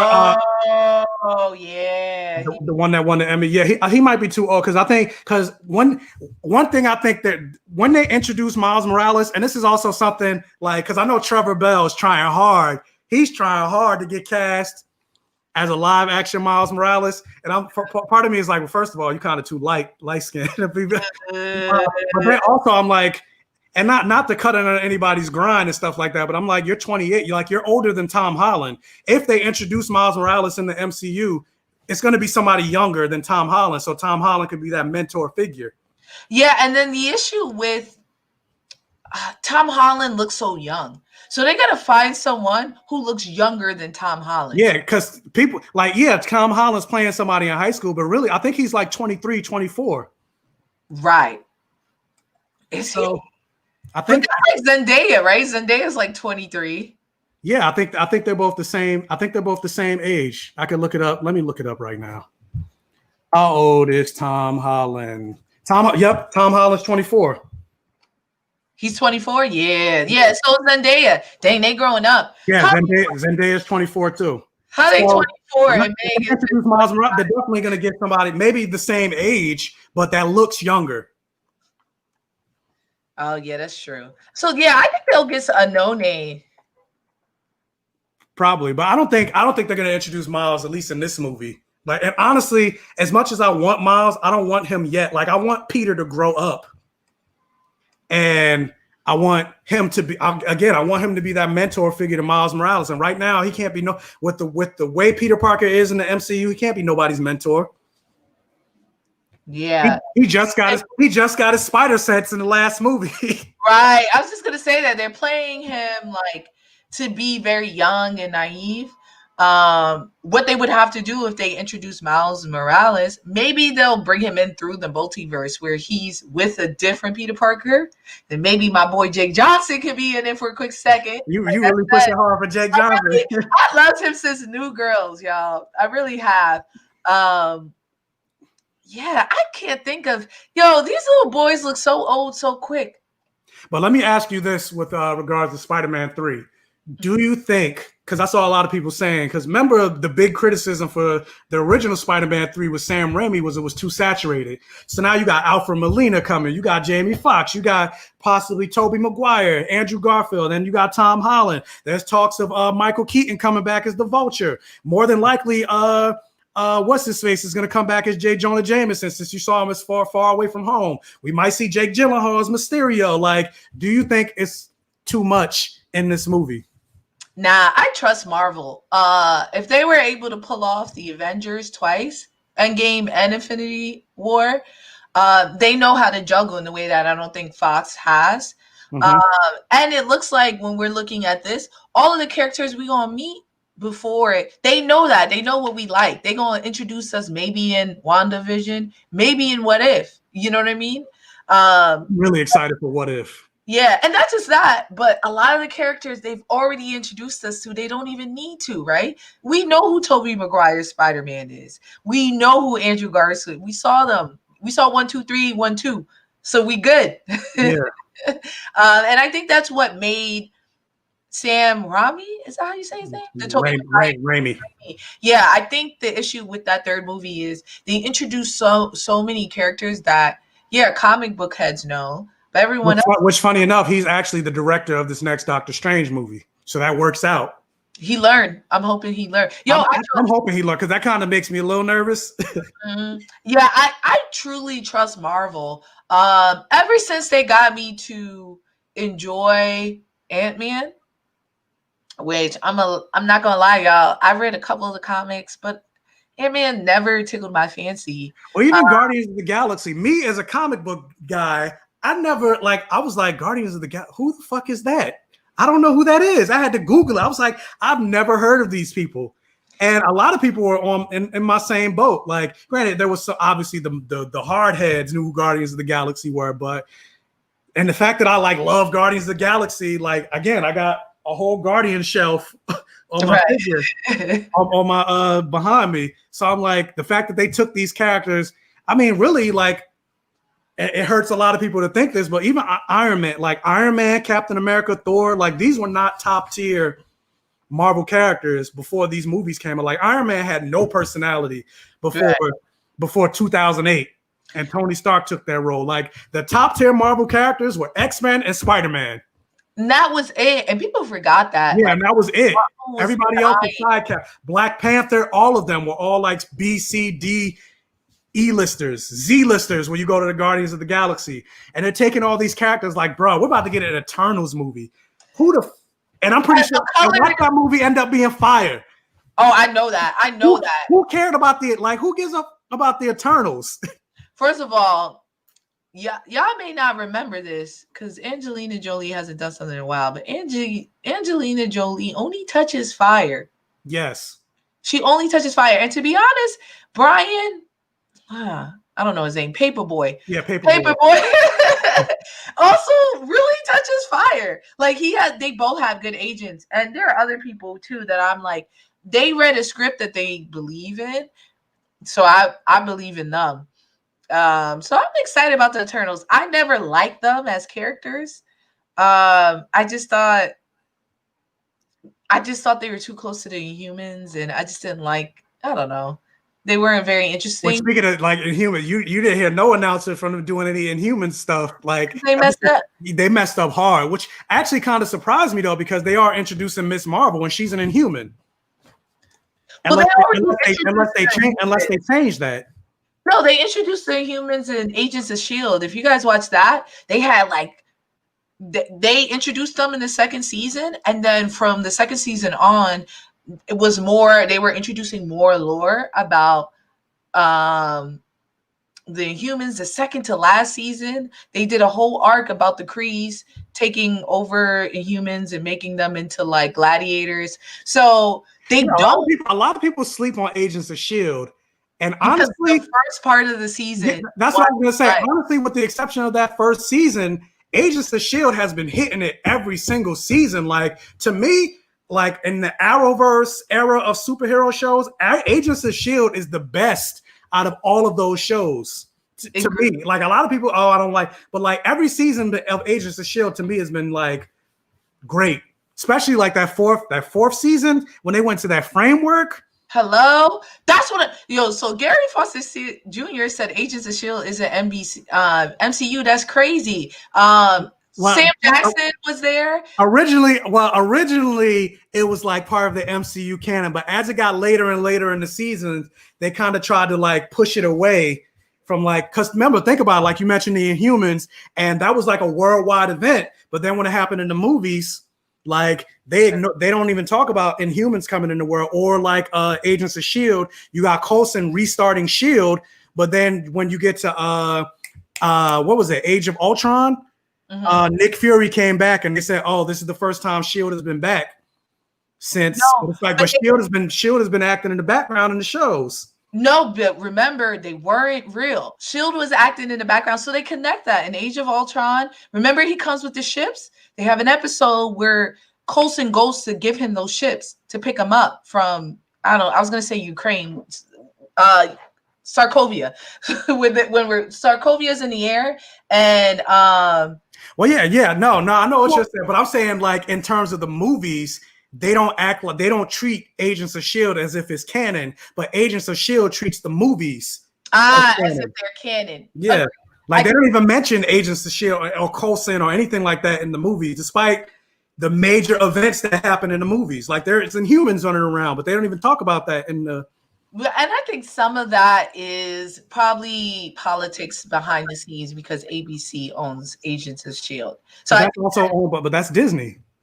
No, but Disney don't got Agents of Shield. Netflix do. There's something there. You get what I'm saying? Actually, that is true. That is true. They pulled everything but that. So I don't know, but they did introduce that. They went all the way to Endgame. People got lost in the blip. You know what I mean? And they actually did the Inhumans right. Agents of Shield was only but for like 5 episodes. Once Captain America's Civil War happened, and then everybody was like, "Oh my God!" Not Civil War, sorry, Winter Soldier. Winter Soldier. That happened halfway through the first season, and then it was incredible because everybody was like, "Yo, who's Hydra?" Within the Shield team, we didn't know who Hydra was, and then it became amazing. Yeah, the framework season was good. I'm still butthurt about them killing Trip though. Look, don't even get me started. They killed too many black people. I was just about to say, black person ain't Mac. Mac was the only one, and Mac was the only one. Only because we yelled at them. We was like, "Don't you dare kill one more black person." Or people of color. Like they introduced this Latino gay Inhuman for one episode, and then they teased that they were going to have a secret warriors team, and then like the next episode he dipped, and it's like where he go? He's go. First of all, who's Dust's daughter? She need to go ahead. I don't got no money to hire you, but if you want to come on my research and development team, please do, because you fired. She said there used to be a different head of Marvel TV. He and Feige don't get along. That's why the movies don't acknowledge them in the same way. Oh yeah, Lewis, whatever. Yeah, I don't remember the names, but yeah, I remember that because Kevin Feige used to answer to him, and he's a known racist. He's a Trump supporter. Ike Perlmutter, I think his name is, and he originally Kevin Feige wanted to do Black Panther and Captain Marvel earlier in the MCU run, but Ike Perlmutter was like, nobody's going to want to see a movie based on a woman superhero. Just look at what Supergirl, or he named all these butt movies, Catwoman, movies that were trash, not because they had a woman in the lead, but because the movies themselves sucked. And then he mentioned other movies. He mentioned like Spawn and was like, nobody's going to want to see a black superhero movie. And then also he would like, Ike Perlmutter is actually the reason that Terrence Howard isn't Rhodey anymore, because before Iron Man, Terrence Howard was the bigger name than Robert Downey Jr. So they paid him $20 million. He's an Academy Award winner and all that stuff. So they paid him about, I believe, $20 million for the first Iron Man movie to help give that movie clout. Because Robert Downey Jr. was a pariah before then. Like he was, alcoholic. He had a lot of trouble on set. So they paid him $20, and he helped push Robert Downey, according to him at least, he helped push Robert Downey Jr. to get hired. So they paid him $20 million to be in the first movie. Iron Man made gangbusters. It got Marvel out of bankruptcy and all this other stuff, and it basically created the Marvel Cinematic Universe. And so coming into Iron Man 2, he thought he was going to get paid the same amount of money. He signed a contract, and they were like, well, we don't think you deserve, like, we feel like we can make this movie without paying you that same amount of money. So they cut his paycheck by damn near a third. And he was like, this isn't what's in my contract. And so they replaced him. Ike Perlmutter. First of all, ain't no good Ikes in the world. Sorry, y'all. If you listen, I ain't never heard of a good Ike ever. You know what I get from Not that? you, bro. What's love got to do with it? Hello. You know what's interesting about that story you just told me? I instantly was like, Robert Downey Jr. didn't advocate for the man that advocated for him. That's crazy. Because I don't know what happened behind it, but yeah, he major negotiated everything else. Okay. Yeah, Terrence Howard did release a video saying once all that stuff happened behind the scenes, I called my friend talking about Robert Downey Jr. to advocate for him. And he's like, yeah, he didn't call me back, whatever. He was saying something along the lines that Robert didn't do anything. So he's like, I wish him well. I don't have any ill will for him, but yeah, he don't really talk to him no more. That's crazy. And it shows how people act. You know what I mean? Like, you help them up, it's crabs in the barrel. Yeah, once they cross that bridge, they want to burn it down behind them. Now again, I wasn't there. I'm just speaking it like hearsay, so I don't know what the exact story was. But based on what I remember Terrence Howard saying, and plus, they say is it's your side, their side, and the truth. So we don't know what really happened. Maybe Robert Downey Jr. did reach out, and maybe he didn't. Terrence Howard missed the phone call. He thought he didn't call him back. Whatever. I don't know, we don't know what the truth is. But yeah. He's not Rhodey anymore. But speaking of that, Rhodey's actually getting his own jumping down to the end of this thing. Since we are talking Iron Man, Don Cheadle's actually going to get his own show called The Armor Wars. Pass. And I mean, but the premise sounds interesting. Where it's basically they say it's Tony Stark's worst nightmare come to life. Where what if his technology got into the wrong hands? But part of me was also like, wasn't that the whole point of like the Iron Man movies? Like that's why he became Iron Man. That was Iron Man 2. Mickey Rourke had it, right? Yeah, that was Iron Man 1, 2, and 3. So we trying to see old Don Cheadle. I mean, I'm excited about it because it's like you get another black person getting a black superhero kind of getting a lead. I don't like Don Cheadle anymore ever since that Letitia stuff. So I'm not here for him and I know his butt is sagging and his saggy butt in the Iron Man suit. Oh my gosh, he can't even walk in Iron Man. I just can't stand. And to be honest, I didn't think he was the best Rhodey. I think he is an incredible actor. I know. I like Terrence Howard as Rhodey better. Don Cheadle's a great actor, but Terrence Howard played a better Rhodey than me. Yeah, I don't know if I was offended because when I saw, first of all, I didn't even realize he was Rhodey until halfway through Iron Man 2, right? But then it made me feel like, and if there are white people on here, please comment and let me know. I was like, is this how they group black people together? They think that Terrence Howard and Don Cheadle can play the same guy to change over? That's crazy to me. I mean, to take a throwback, look at what happened in Fresh Prince of Bel-Air. You had dark-skinned Janet Hubert. And then who they replace her with? That was a colorism thing, right? Were like, we needed a light skin. I don't even know why I got a dark skinned girl. Anyway, that was their mindset, right? I'm saying it's almost kind of the same thing where you get light skin. Granted, not the same thing in the sense that it's colorism, but you get a light skinned Terrence Howard, and you go, "Oh, we can replace him with find another black guy. Let's get Don Cheadle." They don't even try to find somebody that's the same that even looks the same. It's not even his hue, right? Don Cheadle is what, 5'3"? 100 that too. pounds, yeah, 150 pounds wet. Terrence Howard's like 6 foot. Yeah, and it's not just that. I'm like, Rhodey is a war vet that gets busy. He got hands. There's nothing about Don Cheadle that I look at him, I'm like, yo, my boy Don Cheadle got the hands. Maybe he got a toolie. I could believe that he's some grimy guy who'll shoot you in a second. But hands? Absolutely not. Gary he said Rhodey's supposed to be dark skinned anyway. I mean, yeah, that's true. Rhodey's. Huh? Some Rhodey's. Some universes Rhodey's, but there are Rhodey's who look like Terrence Howard. But actually, that just reminded me because Doctor Strange and the Multiverse of Madness we didn't talk about. So they actually confirmed that I can't think of her name, but she's actually going to play America Chavez in the movie. And the reason I bring that up is because it's like America Chavez is Afro-Latina, but then they got this white passing. Grant, she's still Latina, and nothing against her. Like, play an actor. Like, if Marvel calls me today and said, "Do you want to play Storm?" I'll be like, "I'm not a black woman," but I'm like, yeah, put me in the movie. And then I'll release a tweet like, I apologize. Like, I'll try to bring in some black women, but I'm like, if you're trying to cat, like, I'm getting my bag. And then try to bring people behind me. But they've been doing it to Storm for the last 12 years.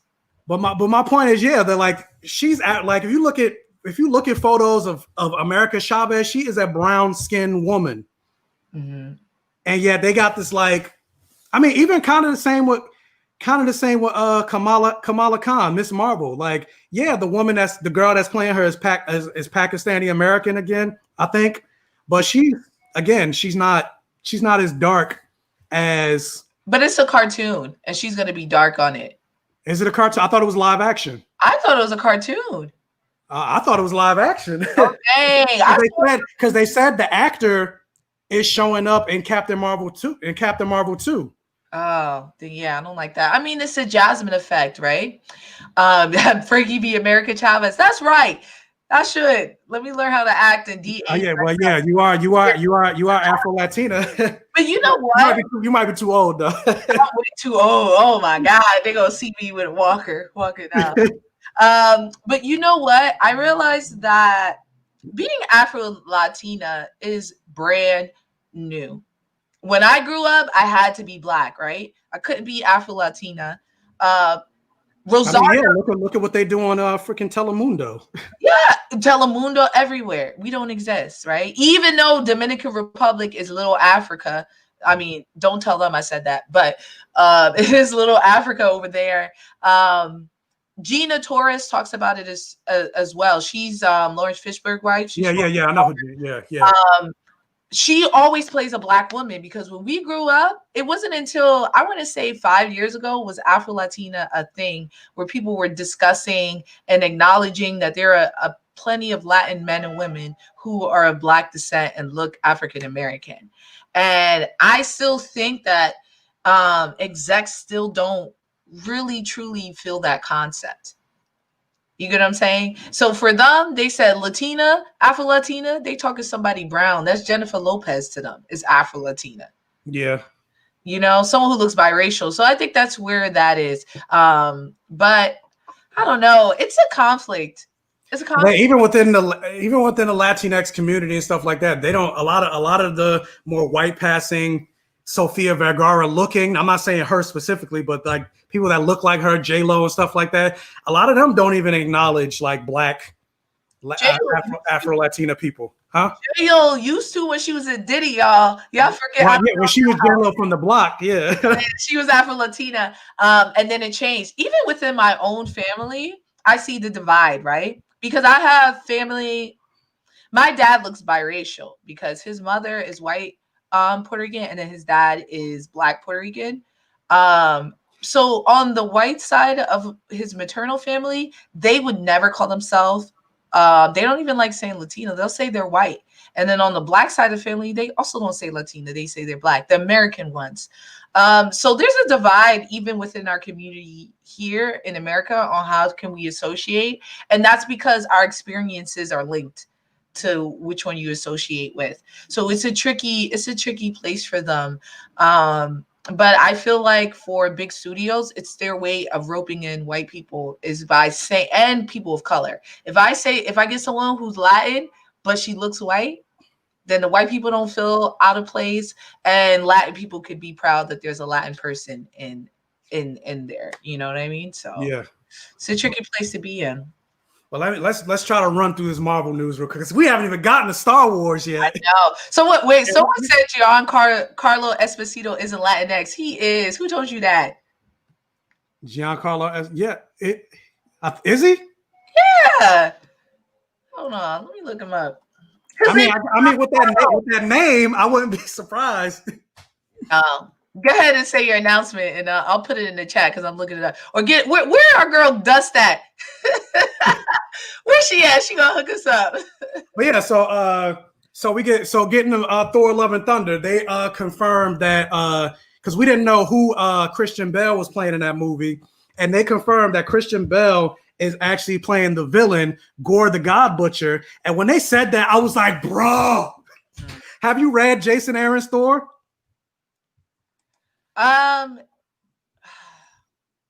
Which one was that? The last Thor I read was. That was like the latest one that came out like last year or something like Oh that. no, I haven't read Thor in a while. But basically, Gore the God Butcher, based on his name, he's somebody that goes around killing gods, and he was so powerful that it took 3 Thors from the past, the present, and the future, and Thor wielding 2 Mjolnirs to I was about to say the N-word, to take his ass out. You see how easy it is to slip out, right? Yeah, it took, like, he's powerful as hell, and so I'm curious to see. And Christian Bale's a good actor, so I'm curious to see how they end up doing Gore the God. But I thought he was somebody that was so powerful. Like, I don't know if you follow like Rob's from Comics Explained. Yeah, he did a whole video talk about how he doesn't think the MCU would introduce Gore the God Butcher because he's so damn powerful. Yeah, they nerfed. If you think about it, with the exception of maybe Captain Marvel, they've nerfed pretty much all of their heroes in the MCU. Like Thor isn't as strong in the comics, in the movies as he is in the comics. Even Loki's damn near a sorcerer. He's as powerful as Doctor Strange, if not more so, but they never really showed him wielding sorcery. They showed him like maybe shapeshift, or he'll cast illusions, but they never really showed him wielding sorcery, which kind of sucks because I like Loki. It's the same for, especially now that he's getting his own series. Right. I think that's going to be really interesting. But I mean, they dimmed all the OPs, right? Like even Wanda. Well, based on WandaVision, it looks like she's getting that. Even before then, she should have been clapped Thor. Not Thor. I'm so sorry, y'all. Thanos. Well, she was about to. If they had Thanos kind of cheated, but she was going to kill him. No, but even before then, there's no. Well, remember, they didn't see each other. Well, no, because and let me think. Infinity War. She was busy. She was focused on destroying the stone. She wasn't so much focused on him. It don't matter. Wanda was, right. There's this scene where they fight, and he's like, "Who are you?" He doesn't know her, but they both were there. Captain Marvel and Scarlet Witch would have leveled that field. Okay, in an instant. Scarlet Witch could have leveled that field in an instant. Of all those henchmen, she could have clapped them immediately. There's no reason, besides of how cool it was for that roster to have such a hard time. You know what I mean? Like if this was comic book theory, honestly, Wanda, they would have just sent Wanda and Captain Marvel to pull up, and they would have clapped Thor and his homies immediately. You keep saying Thor, Thanos. Thanos. It's because we were talking about Thanos and his homies immediately. And Thor, if Thor came too, Fat Thor would have definitely clapped him as well. So yeah, because he had 2 hammers. Again, I mentioned Gore the God. It took him 2 hammers to be able to take this motherfucker out. But back to Thor, definitely Christian Bale is one of my favorite actors. I love someone that commits to their craft. He commits like heavy. The only way they can go up from there, honestly, once I saw they announced him, is if they get Leonardo. But Leonardo is too relaxed to sign a Marvel deal. He ain't about that life in terms of his lifestyle. Maybe, but we think like a lot of people that we didn't think would join a superhero franchise are joining, like Angelina Jolie and what else is there to do? Why wouldn't Angelina Jolie was Laura Croft? Oh yeah, that's true. People forgot. Yeah, she had that braid and a terrible accent, but she did it, and she was in Wanted. So she did two nerdy movies. She was in Wanted. People forget that was a comic book.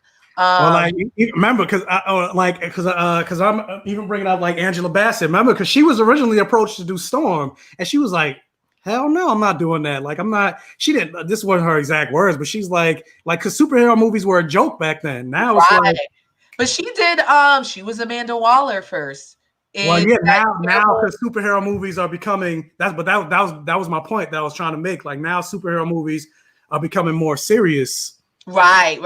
To be honest, if you want to make money, that's the only thing you can do, because like even Knives Out, right?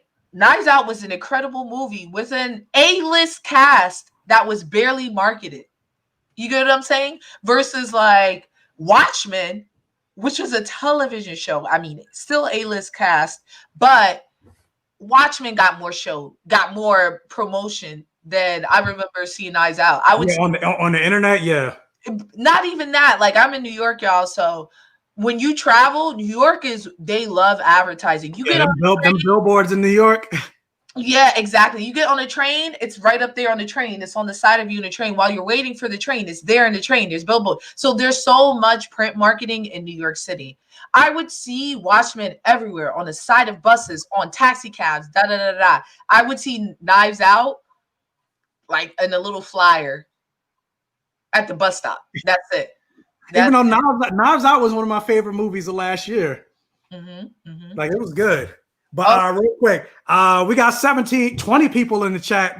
Can we please get those likes up so we could tell YouTube, in terms of the algorithm, to get more people maybe in this live? Thank you. And thank you guys for joining us. And also, Frankie, thank you for joining me. This live wouldn't have been as lit.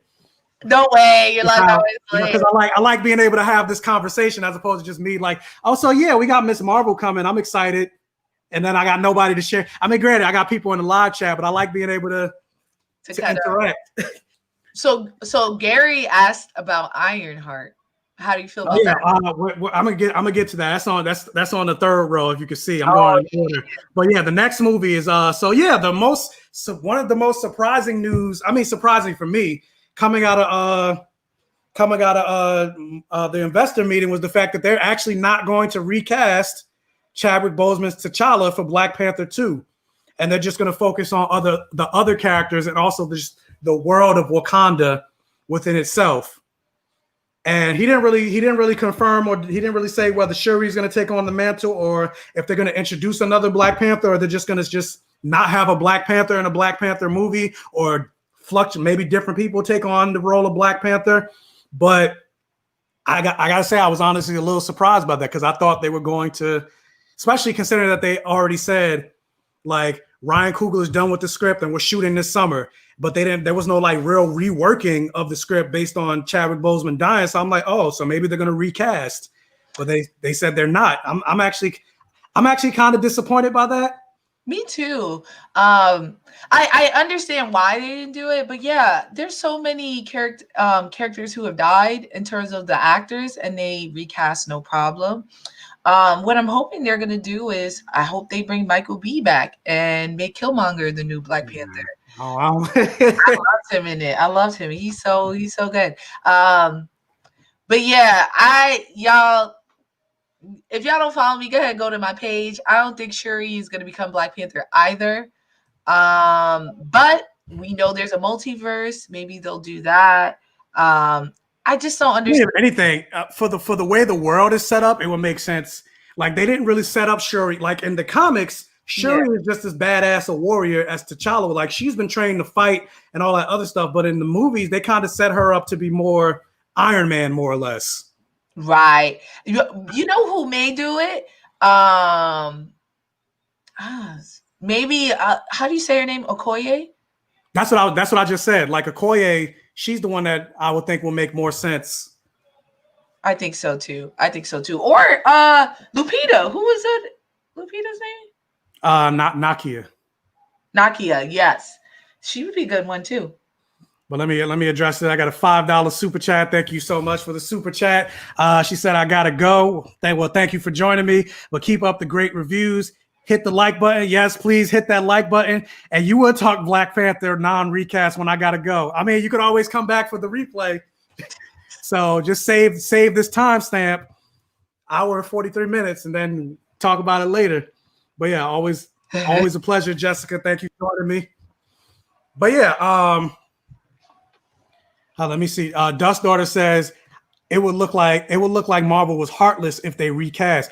I disagree. I think because it's so close to Chadwick dying, like, he died only 2 months ago, and then on top of that, like, next Friday, we're about to get his very last movie with Ma Rainey's Black Bottom. So people are going to be in an emotion. I'm pretty sure I'm a cry. I requested a screener for it and I didn't get it.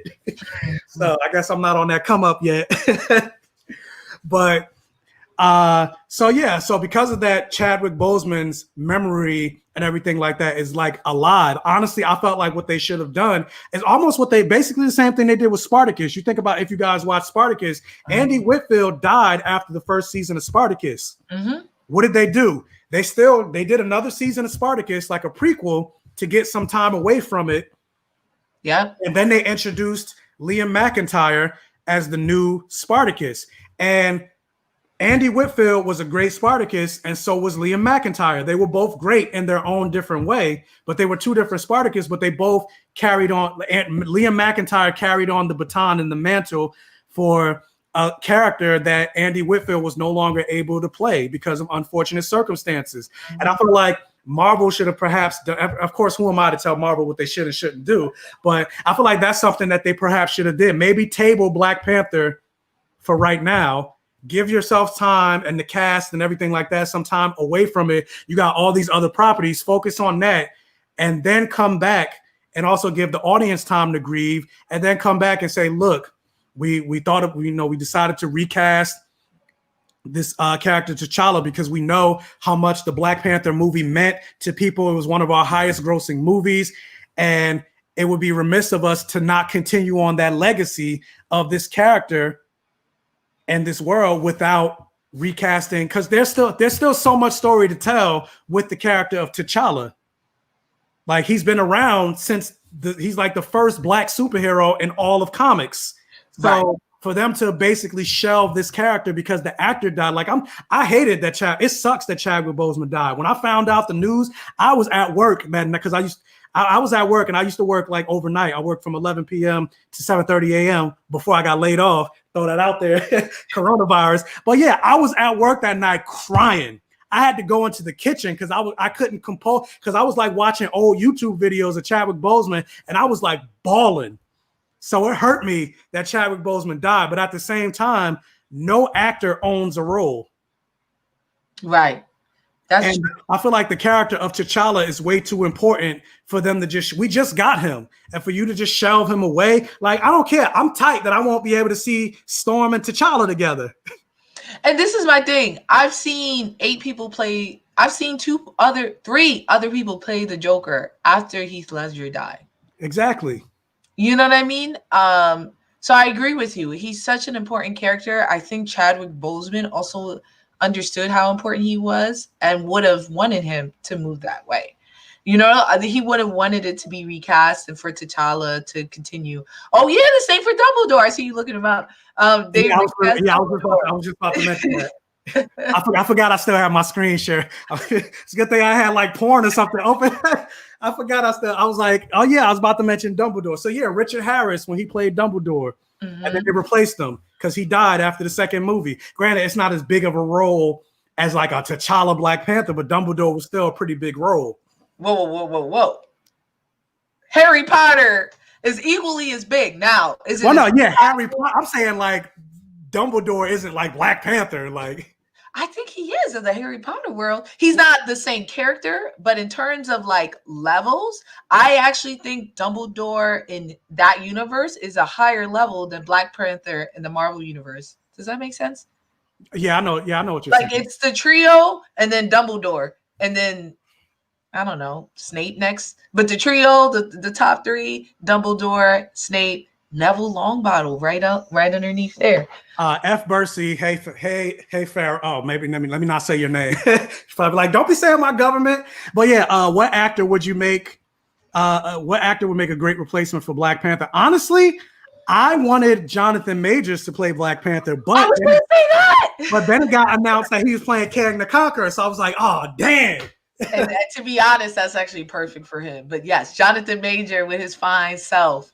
Yeah, I wanted him as Black Panther. Dang. And I know a lot of people were wondering, like, as far as like Jonathan Majors, since he's playing Kang the Conqueror, people are like, oh, so does that mean Reed Richards gonna be Black because he is a descendant of Reed Richards? I was like, nah, they're not gonna make Reed Richards Black. I mean, even think of a Lovecraft Country. Tick was a descendant of Titus Braithwaite, who was white, and so they could pretty much do the same thing. Kang the Conqueror is from far in the future, so you can still say Reed Richards is this white man right here, and then far in the future, maybe the Richards family married into a Black family. Now you got Kang. Yeah, I think that's something people should show, right? Like you could have not even far in the future, you have a Black grandkid. Yeah, exactly. You know, what about an actual African to play T'Challa? I feel that. Yeah, I feel that. A lot of people were wondering if Djimon Hounsou before it was announced. He's 200. Yeah, I was like, but I was just about to say that. I was like, he's like way older than like even Chadwick Boseman. Yeah. I was surprised about that news. I'm disappointed about that news, but at the same time, I don't envy the position that Marvel is in, because ultimately, whatever decision they make, people are going to complain. Even if they did announce that he was going to be recast, you would have people complaining about it. Just like them announcing that they're not going to recast him. You got people like me talking about it right now, saying I'm disappointed. You know who would be a good one? First of all, I Googled African actors, and they got just Black people on here. Shamar Moore. African American. I just put African, but I was thinking, you know the guy who plays Manchester Black in the Supergirl series? No? Yeah, I know who you're talking about. I had to think about it. But I think he would be a good one. Also, Lance Gross. What happened to him? Lance Gross, ain't he like 5'11", 5'9"?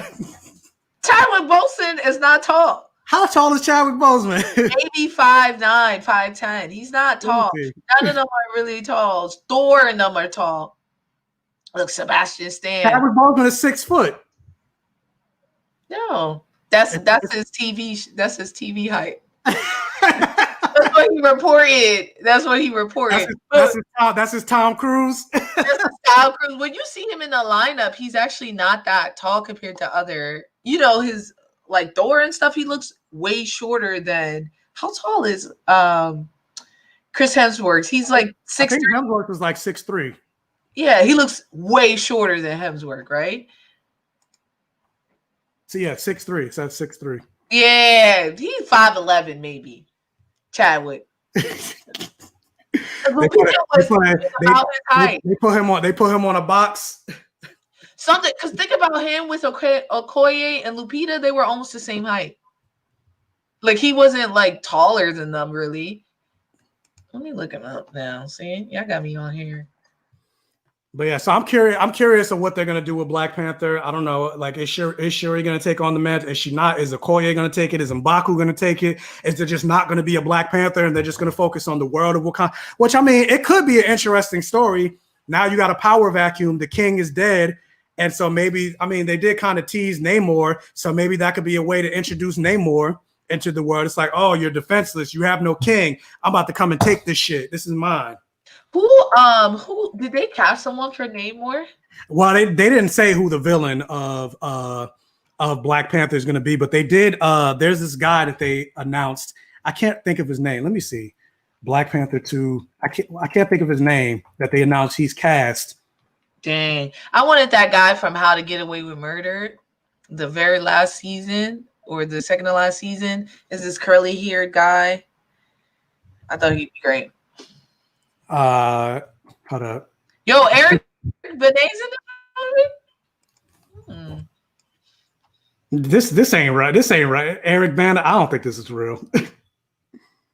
That's what I'm saying. But I can't think of his name. I don't even know what to Google. To figure out his name. Let me look at IMDb Pro. Let me see if that's on here.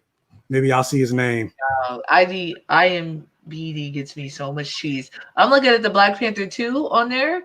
Only one they have for sure on the cast is Okoye. That's all they got. Damn, I can't think of his name. But supposedly they cast this actor, and a lot of people are wondering, is he playing Namor or is he gonna play why can't I think of this guy's name? Hold on, let me grab the action figure real quick. I'm like drawing a blank. I hate that I'm drawing a blank. Why can't I think of his name? I can't see Spider-Man villain. Which Spider-Man villain? If I could think of his name, I can't think of his name. Hold on. I don't know why I'm drawing a blank all of a sudden. I got to hold us down. Yeah, somebody, Gary, where you at? Why can't I think of this guy's name? I can't remember his name too, but I know who you're talking about. And he looked like this. He always looks surprised. The Hunter. I'm like, why the fuck? I hate my life. Like, BlackGayComicGeek. What? I clearly need to. I'm a fraud, guys. I can't. Even the Hunter. Thank you. Like, what the fuck? So someone put Will Smith, y'all. I do not want Will Smith all up in my MCU. No, no, absolutely not. Okay, I don't need that one woo in my movie. I'm so sorry. I wanted Namor to be a biracial person.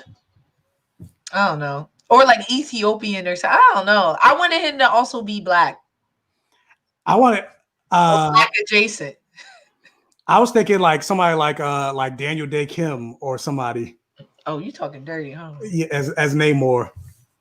I don't know why. Yeah, I'm like, I don't know why the fuck I couldn't think of crazy. I'm like mad at myself. I need to take this shirt off that says BlackGayComicGeek and like rip it up. Please. He's a fraud, guys. Daniel Day Kim is a little old, no? Is he? Let me see. I'm like opening Google. How old is 1968? Daniel Day Kim. So that means he's 52. He's 50. He's 52. But I mean, look, he looked good there. Yeah, he looked good. Like, hey, Daniel. On his IMDb, he got a little bit of age on him, though. So yeah, I'm down with Namor being Asian. I'm down with Namor. What's the name of that actor from Warrior? I haven't seen that. Oh, let me pull him up so you can pull him up. And I'll tell you his name so you can see him. So everybody can see him. Y'all, if you had Warriors, hard to catch y'all because it's on Cinemax and nobody has Cinemax, but it's a really good show. Andrew Koji. Andrew Koji. Yeah, look him up. Oh, Andrew Koji. How do you spell so fine. Koji? Yeah, there you go. Go ahead, pull him up. Oh, I can't wait. That's a terrible picture of him. Yeah, there we go. That's the Andrew Koji. Yeah. And he knows Kung Fu. Yeah, go to him shirtless down there. He's excellent Warrior. What we about to turn into a Thurston? Oh yeah. Who said yes, girl? I love Warrior. Yo, Warrior got the meats. Okay. Well, let me see what people's. There's another one that another Asian actor that I can't think of that they made fan art of Namor. Let me see if I can pull it up. What's the guy from Umbrella Academy? I know who you're talking about, but I can't think of his name. The guy that sees the dead. You talking about him? Yeah, the one who's actually dead, the one who plays Ben. Oh, Ben. No, I think he's too young. He's grown. He's like 20 something. I want like an old, in their 30s. Yeah. Yeah. Let me see if I can find it. Y'all, I agree. Here we go. The guy from Crazy Rich Asians. Ooh, Henry Golden. He's too posh. As Namor. He's way too posh. I mean, Namor is like, let me show Namor his Speedo. Namor is rugged, not posh. I mean, yeah, but like look at this. This is the Namor I want to see. This is a blurry picture, but like this is the Namor I want to see in the Marvel Cinematic Universe. I even have. Let me not do that because he's like in the back, and I'm gonna end up knocking them all down. But I'm like, this is the figure I have. I got Namor his Speedo on my shelf. You think they're gonna let Namor wear a Speedo? They're gonna put him in trunks. Or onesie. I don't know what they love about onesies, but they love leather and they love onesies. But yeah, Justin H. Min is the guy from Umbrella. Ben is I can thirst over Ben. Ben is fucking hot. Like I would just go through his like Instagram feed, just like, God damn, why don't he like? I feel like Carly. What is it, Carly Rae Jepsen? Like, call me maybe. Like, just notice me. Just slide up in my DM. You see me liking your photos. You be like, hey, I see you liking your photo. You kind of cute. I'll be like, oh, thank you. Like, can you cook? Yeah, can I come to your next premiere on Umbrella Academy season 3? I'll be there. I'll be quiet. You don't gotta say nothing. Yeah, I don't gotta say nothing. I'll just look, just watching you. That man is fine. But anyway, Captain Marvel 2 is coming. It's getting a black director, Nia DaCosta. I'm excited about that. We're finally getting a black woman directing a Marvel movie. And it's not like a trophy where it's like, oh, kind of like Black Panther, where it's like, oh, you finally get a black director in Black Panther, but it's for the Black movie, which I mean I have no problem with. I want Black people involved with Black Panther, but it's like, why can't you get a black person to direct like Black Widow or Thor or whatever? So I'm glad you get Nia DaCosta, a Black woman, to direct a Captain Marvel movie. So that's cool. And I'm excited that we're going to get Monica Rambeau. I've been calling for like live action Monica Rambeau for ages. I feel like she should have her own solo comic series. This is a woman that is arguably more powerful than Carol Danvers. Yes. But she's so OP. You know what I mean? Carol Danvers, they made her OP as hell in the movies. Because she is OP, but yeah, she's OP. In the she is OP in the comics, but you gotta think about the balance. Like they've depowered so much of the characters in the movies that her being so powerful kind of makes it seem overbalanced or not underbalanced. Yeah, but they didn't. It makes me wonder, like in part 2, like what the fuck is she gonna fight? Like even if you think of Captain Marvel 1, once she like unleashed, like there was like no threat to her. Yeah, but they still found a way to dim her, right? Like I said, she rolled up, and at first I thought they were gonna show how dangerous she truly was, right? Because immediately Thanos was like, "Oh nah, rain fire! I can't be caught up out here." But then after a while, like even that scene when they did the all-girl Avengers, the A-Team, and then they had Scarlet Witch and Captain Marvel fighting henchmen. I was like, absolutely not. Absolutely not. You know what I mean? Would they need all these women to do that? Even that all-girl team of Avengers, like I would love to see an A-Force movie, but I feel like even that was like kind of unnecessary because they did it. They had the shot, they had the panning shot, but then what happened right after that? Captain Marvel just blew right past them and straight to Thanos. It's like, okay, you didn't even need the A-Force for this. Yeah, and I felt like it was their way of pacifying me because they did 21 movies without women leading or having a significant role. Even they wanted to recreate that moment that happened in Infinity War with Black Widow, Okoye, and Scarlet Witch. But it wasn't made a spectacle. Right? They changed everything. Like that moment in Infinity War was awesome. But then the moment in Endgame was just like, we're just gonna throw it in here, but we're not gonna do anything with it. Yeah, shut the feminists up. That's what I feel like they did. He was like, go ahead and put them all on there so they could shut up about us only having men out. And then that was it. Because they're not getting a Black Widow movie yet. That's probably what he was saying. Because they made Scarlett Johansson wait now 12 years. Like, and honestly, granted, the trailers have kind of sold me more on Black Widow because at first I was like, after all these years, who's really checking for a Black Widow movie? Like, I was checking for Black Widow during the Winter Soldier era. We're way past that. We got so many other characters now that I care about. I'm not really checking for Black Widow anymore. And then y'all killed her off. So I'm like, I know how this movie, not like literally how the movie ends, but it's like, this is a prequel. So it's like, why do I care? Yeah, why do I care? If anything, it would have been perfect for Black Widow to been the one to take on the reins as the leader of the Avengers going forward. And they teased it. But yeah, because in Endgame she was kind of running. She was running shit. Exactly. I have to go soon, but I'm gonna stay until we go to Ironheart, to Blade, and then I'm out. Okay. All right. I mean, yeah, we've been going for 2 hours. I'm still on Marvel. Like, I'm even talk about Star Wars. It's so much. It's so much. But yeah, so they got the Guardians of the Galaxy holiday special coming, which I'm just like, yeah, whatever. Who cares? Yeah, now we got, which I'm surprised about. We got Riri Williams Ironheart, and they already cast her. And I was like, wait, what? Are you serious? Like, I didn't even think that they would even introduce Riri Williams, let alone this soon. I thought it was fake when I saw it. I thought it was fake. We don't even like Riri like that. Well, I mean, I like Riri. I didn't like the way they introduced her. But a lot of people don't like her character that much. Not the way she, like.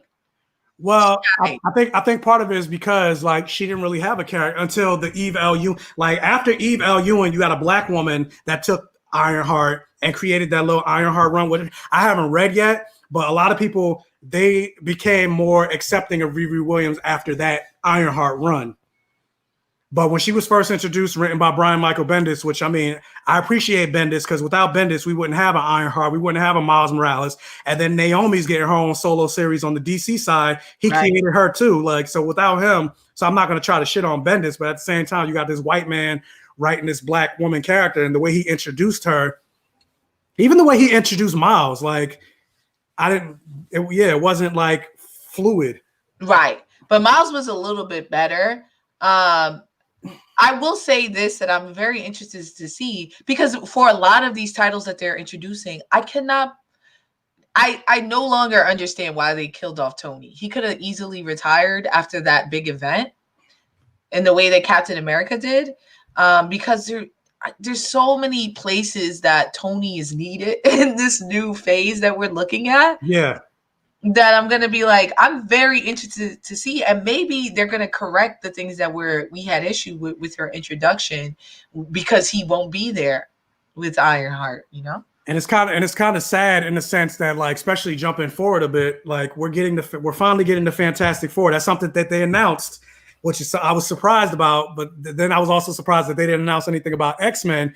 But we're getting a Fantastic Four with Reed Richards, who was like the smartest person in like Marvel Comics, one of. And yet we're not going to get to see Iron Man or Reed Richards like that. That hurts my heart a little bit. Same. Maybe they bring him back. Maybe, but I doubt it. In the multiverse, you think Robert tired? I ain't see him in nothing else but Dr. Doom. It's not that I think Robert is tired. I think Marvel is tired of paying him $50 million a movie. Yeah, that's a fact. That's a fact. But maybe they're gonna let him simmer for a while, and he gonna be like, so Dr. Doolittle and all these other titles ain't really tickling my fancy the way, you know? Like, imagine how it feels to be Robert Downey Jr., to not only get the cheese and stuff like that, but to be a god for us. I think that's why he came back for like Civil War and stuff like that, because there were talks about him being done after Iron Man 3, but then he went and did like The Judge and all these other movies, and they didn't hit. The next thing you know, it's like, oh, Robert Downey Jr. is coming back for Civil War. Exactly, and he wasn't just in Civil War. It wasn't just a cameo. Like he was in the movie. I was like, this is a Captain America movie? I felt like, to me, he had more lines than Captain America. I thought. A little bit. Well, he may have had more lines, but Captain America was in it more. Right, not talking, just not talking. Which is also kind of sad, because I saw a thing that says Spider-Man had more lines in his cameo of Civil War than Superman had in Batman v Superman. It's not because Henry Cavill ain't good. Let me tell you. Yeah, it's not because he's not good. You said Cavill? That's how I like to say, like Robert. It's Henry Cavill. I know it's Cavill. I was still going Cavalli, yo. That's what I call it. I like to mess up.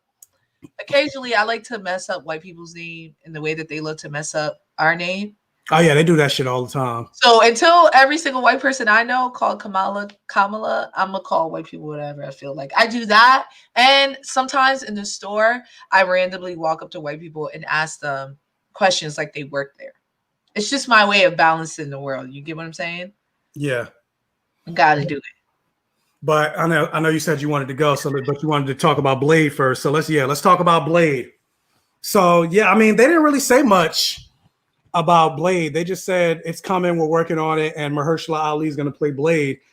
I'm mostly wondering, are they going to keep it rated R? Or are they going to water it down and make it PG? Because I mean, they did say, Marvel now owns the rights to Deadpool, and they said Deadpool was going to stay rated R. So does that also open the door for Blade staying rated R? Yeah, I think they're gonna pull some bullshit with like, oh, because he's fighting vampires, they're gonna like disintegrate into like fairy dust, so there's no blood or whatever. I don't think so. I think they know. I think that there's enough rated R superhero movies that are doing very well, but not at Disney though. Like I can't see Disney doing Logan. I don't know. Yo, Disney has. I'm trying to remember, but Disney has some dark themes, and I think it all depends on whether or not movie theaters reopen.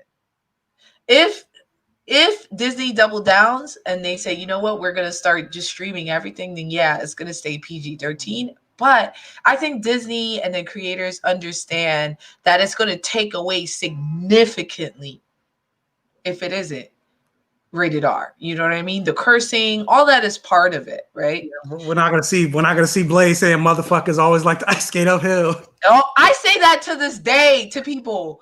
And I used to think it was out here. So I'll say out here until someone corrected me. Ernie, Blur Without Fear, corrected me last year, and then I realized it was upscale. I think Mahershala Ali is perfect to replace Wesley. I hope Wesley is actually in it though. Yeah, honestly, it would be cool if he plays Whistler. That's very true. He's still a good actor. I actually saw him play. There's a mockumentary office style show called What We Do in the Shadows, which is jokes. It's hilarious. I saw the movie. I didn't see the show. The show is jokes, and they have a council of vampires, and it's nothing but celebrities. It's like Evan Rachel Wood. It's Gwyneth. Who's the one who played the ancient one in Doctor Strange?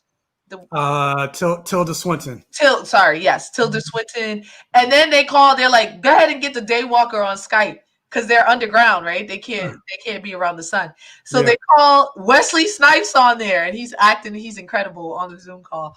And I was like, yo, he could definitely play someone on Blade, and I hope they bring him in for that, you know?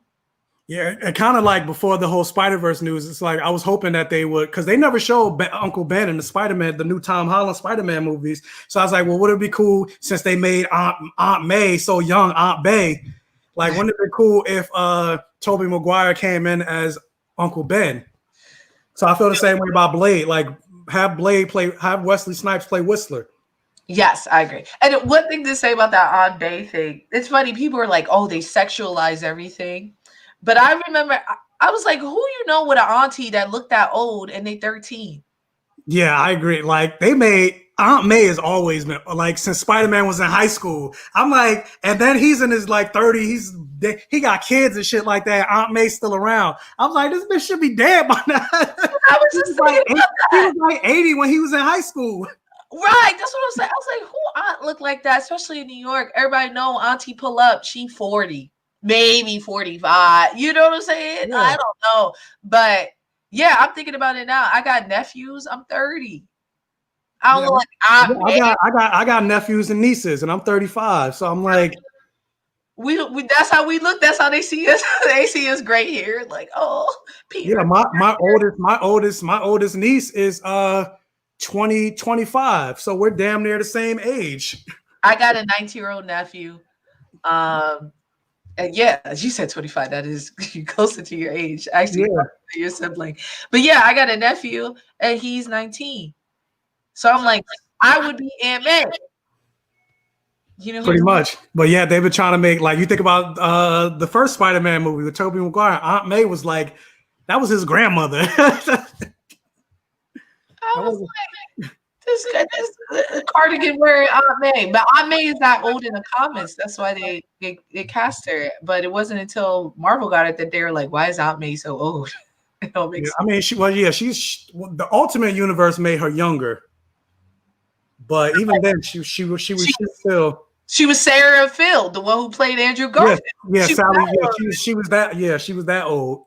She wasn't. Although I do have to say, Melissa Tomei is not young. No, she's not young at all. She's in her 50s. She's Robert Downey Jr.'s age. She is. She's like 50. Bad. I don't know if she's in her mid 50s or late 50s. How old is Marissa? She's just bad. I mean, I can't believe. I was like, God. I was watching Far From Home. I was like, God damn, 56. Woo, that's quality. See what happens when you mind your business? Yeah, when you don't. Yeah. When you're not problematic. To me, she looks better than she did in My Cousin Vinny. I was going to say, see what happens when you don't post a bunch of racist tweets? Hello? Racism makes your soul old. Exactly. It do, man. Even though I was going to say, although she might be a little problematic, because I got a story about Marissa Tomei. Don't take her.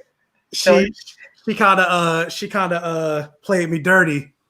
Back when I was, because I don't know if you noticed, but I used to be a flight attendant for Delta. And so she was on one of my flights in first class. And so I was like, oh, Marissa Tomei, like, I don't want to bother you. I'm a huge fan of yours since My Cousin Vinny and stuff like that. And I was just wondering, if it doesn't bother you, if I could take a picture. And she looked at me, she was like, and she looked me up and down, and then she was like, when will we do that? I was like, if you don't have to do it if we don't want to. And then she said it again. And then she was like, and I was like, oh, we could do it right when we land, like right as you're getting off the plane. I could just, take the picture real quick, you can go on your way. And she was just like, okay. Right. And again, granted, she's a celebrity. I'm pretty sure she gets that a lot. And maybe she wasn't in the mood. And again, I gave her an out. I was like, if you don't want to, it's perfectly okay if you say no. But she was just like, fine, I'll do it. I'm good. Just, you get me when we get off. We landed. I get my phone out. She saw me, and I go up, and she left. I was like, oh, fuck you. To be fair, it could be. I think it is messed up what she did, but it could be some people don't know how to say no.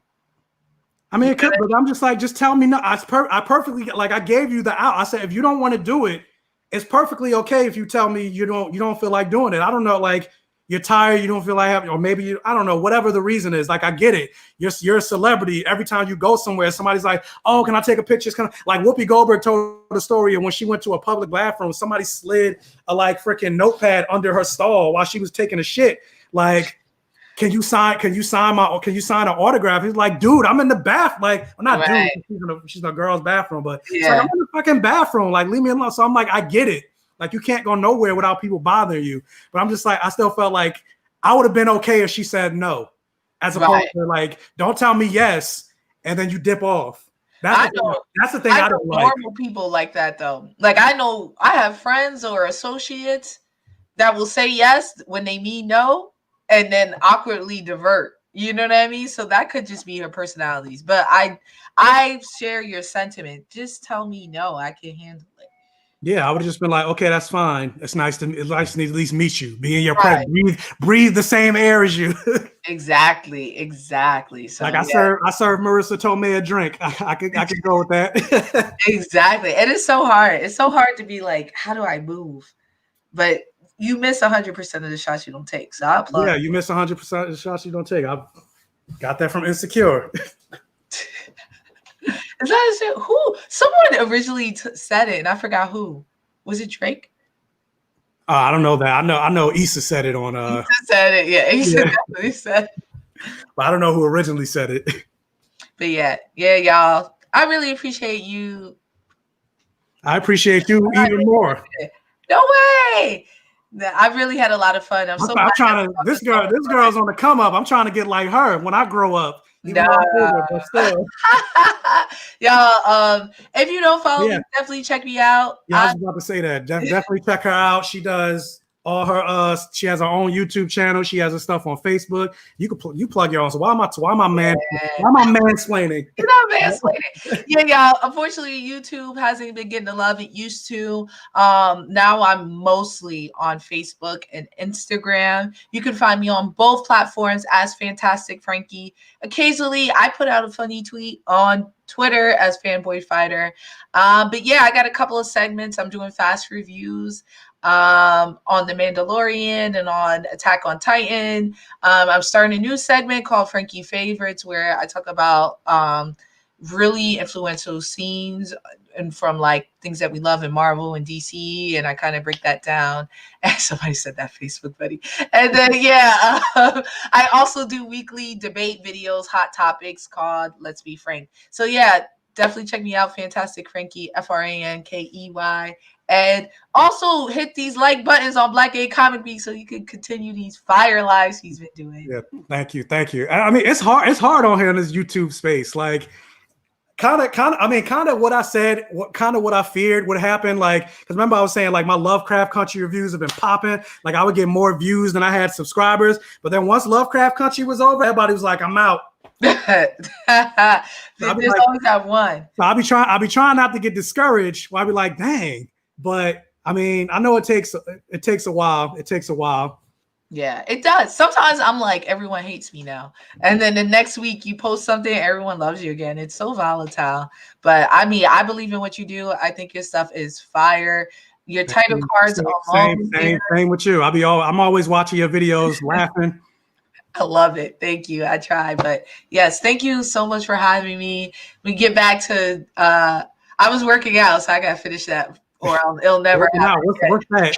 This is me working. This is me working out, getting the remote. Be like, oh, you're a liar. I be seeing you on the gram. Sure. Well, not the last couple of days because I drank like 2 whole bottles of wine, and I had like I still got a slight hangover. That was like 3 days ago. So I'm like, let me get this out my system, then I'll get back to it. It don't, yo. Word of advice: don't drink 2 whole bottles of wine to the head in one sitting. Don't do it. Don't do it, y'all. Don't do it. You ain't gonna recover like you could in college. Nah, I don't got that Wolverine healing factor. Maybe when I was young, I could do that, but she in her mid-30s now. She'll do it. She ain't as hot like she used to be. But yes, thank you. I ain't gonna be on here much longer. I'm just blaze through it because I'm like been talking 2.5 hours. I'm gonna just blaze through like the Star Wars stuff real quick because it's not that much, and then I'm a dip. All right. Well, thank you guys. Thank you for joining me. All right, and I'll see the rest later. Thank you guys. All right, get back to working out.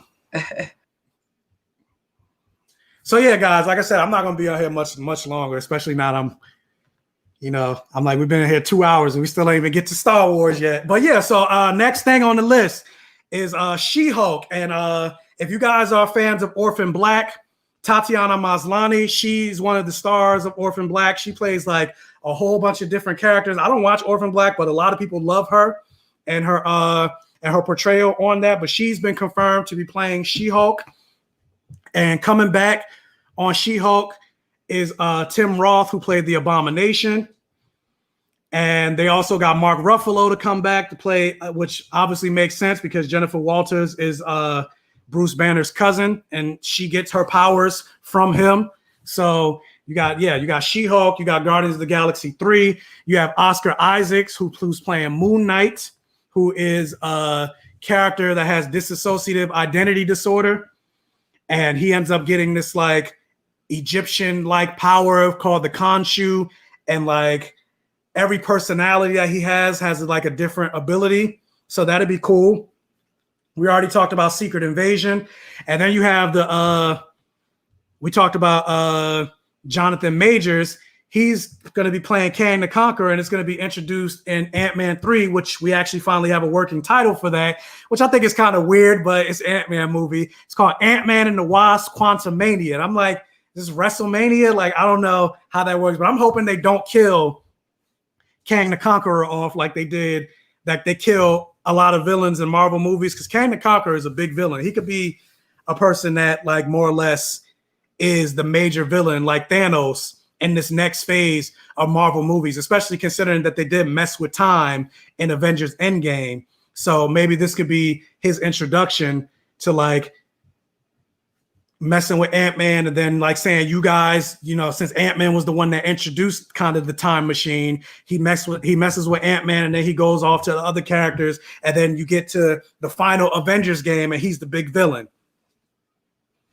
So that's what I'm hoping for, Jonathan Majors to get that bag.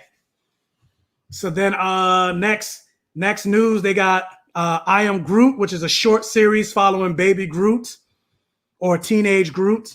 And they said it's going to take place in space, and it's going to be a lot of like Marvel characters coming up. And again, it's a bunch of short series.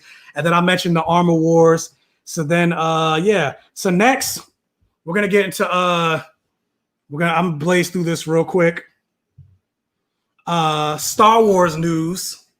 And so if you guys are fans of The Mandalorian, which is something I review every single week, the last episode of season 2 is going to be next Friday, which I'm excited about.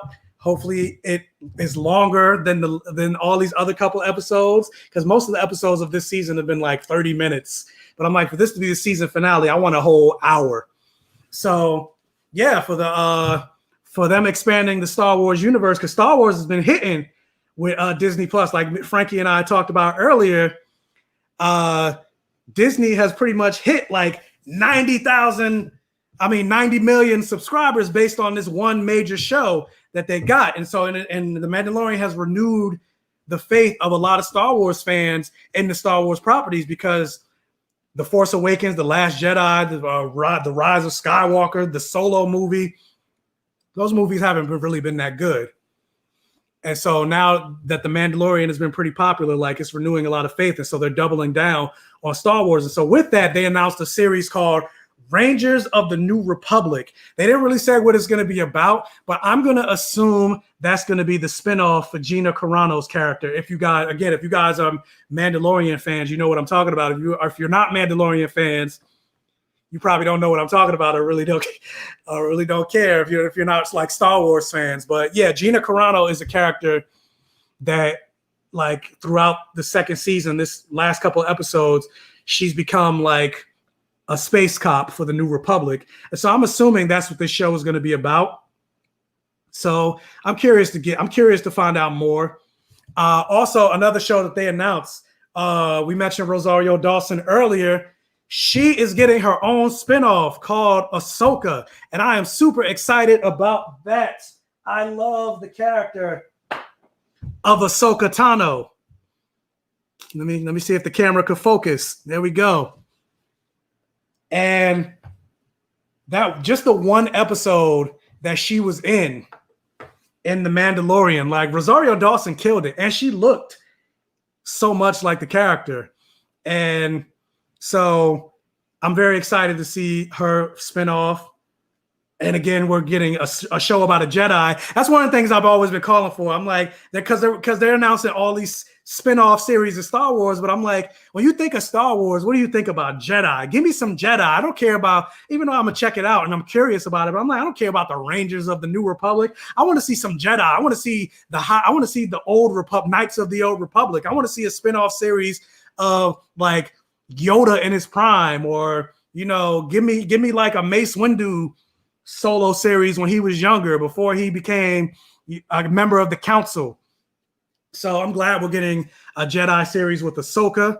And then they also announced that Patty Jenkins, the director of Wonder Woman, she is coming in to do a solo movie, and which makes her the first woman to direct a live action Star Wars movie. So Patty Jenkins is getting that bag with both Wonder Woman and now Star Wars, and it's going to be called the Rogue Squadron. And if you're not Star Wars fans, Rogue Squadron is this elite group of fighter pilots that basically helped eliminate the Empire. Like if you remember from the movies, Rook, who the hell is Rook? Luke was, I was about to say Luke and Rogue. Luke Skywalker was part of Rogue Squadron. And so, if you think of Star Wars, the X-Wing fighters, that's all part of Rogue Squadron. So it makes me wonder, like, is Luke Skywalker going to make a cameo in this movie? They didn't really say when the movie takes place. Is it going to take place in the past, present, or future? And so a lot of people are calling for like Sebastian Stan to play a younger version of Luke Skywalker, because if you Google pictures of Mark Hamill when he was younger and Sebastian Stan when he was younger, they look pretty much exactly alike. So I would love to see Sebastian Stan show up as a younger version of Luke Skywalker. You already got him in the Disney property with Falcon and the Winter Soldier, so he's already with Disney. So granted, you probably have to like do some finagling with the camera, because Mark Hamill's like 5'9" and Sebastian Stan is like 6'3". But I don't care. They still look alike. I'm here for it. So yeah. And then also another major character in the Star Wars movies, if you are a fan of Star Wars, like Wedge Antilles. He was a major Star Wars pilot. So I'm hoping I hope we see those two characters show up. Another Star Wars property that they announced, and which I'm also surprised about, is a series called The Acolytes, which is going to follow a Sith apprentice that takes place at the end of the High Republic. And for those of you that don't know, again, they're not Star Wars fans, the High Republic is an era where there's an era in Star Wars history where Jedi were the major force in the universe. There were way more Jedi in the universe than there were millions and there were thousands upon thousands of Jedi. And that's why it's called the High Republic. And so this takes place towards the end of the High Republic, and it's going to follow a Sith apprentice. And I'm actually surprised that Marvel is going to do, I mean, not Marvel, but Disney and Lucasfilm is doing a movie following a Sith, because, it's a bad guy. So I'm excited to see where they go with that. And what else? What else did they announce? Lucasfilm. Oh, also, if you're a fan of like Indiana Jones, Harrison Ford is coming back for a final. They said this is going to be the final one, and I'm pretty sure it has to be. Harrison Ford is like 80. Has to be the final movie. Like, this man is. I'm like, they need to give this man a break. Like, come on. Like, but yeah. So Indiana Jones is coming back for Indiana Jones 5.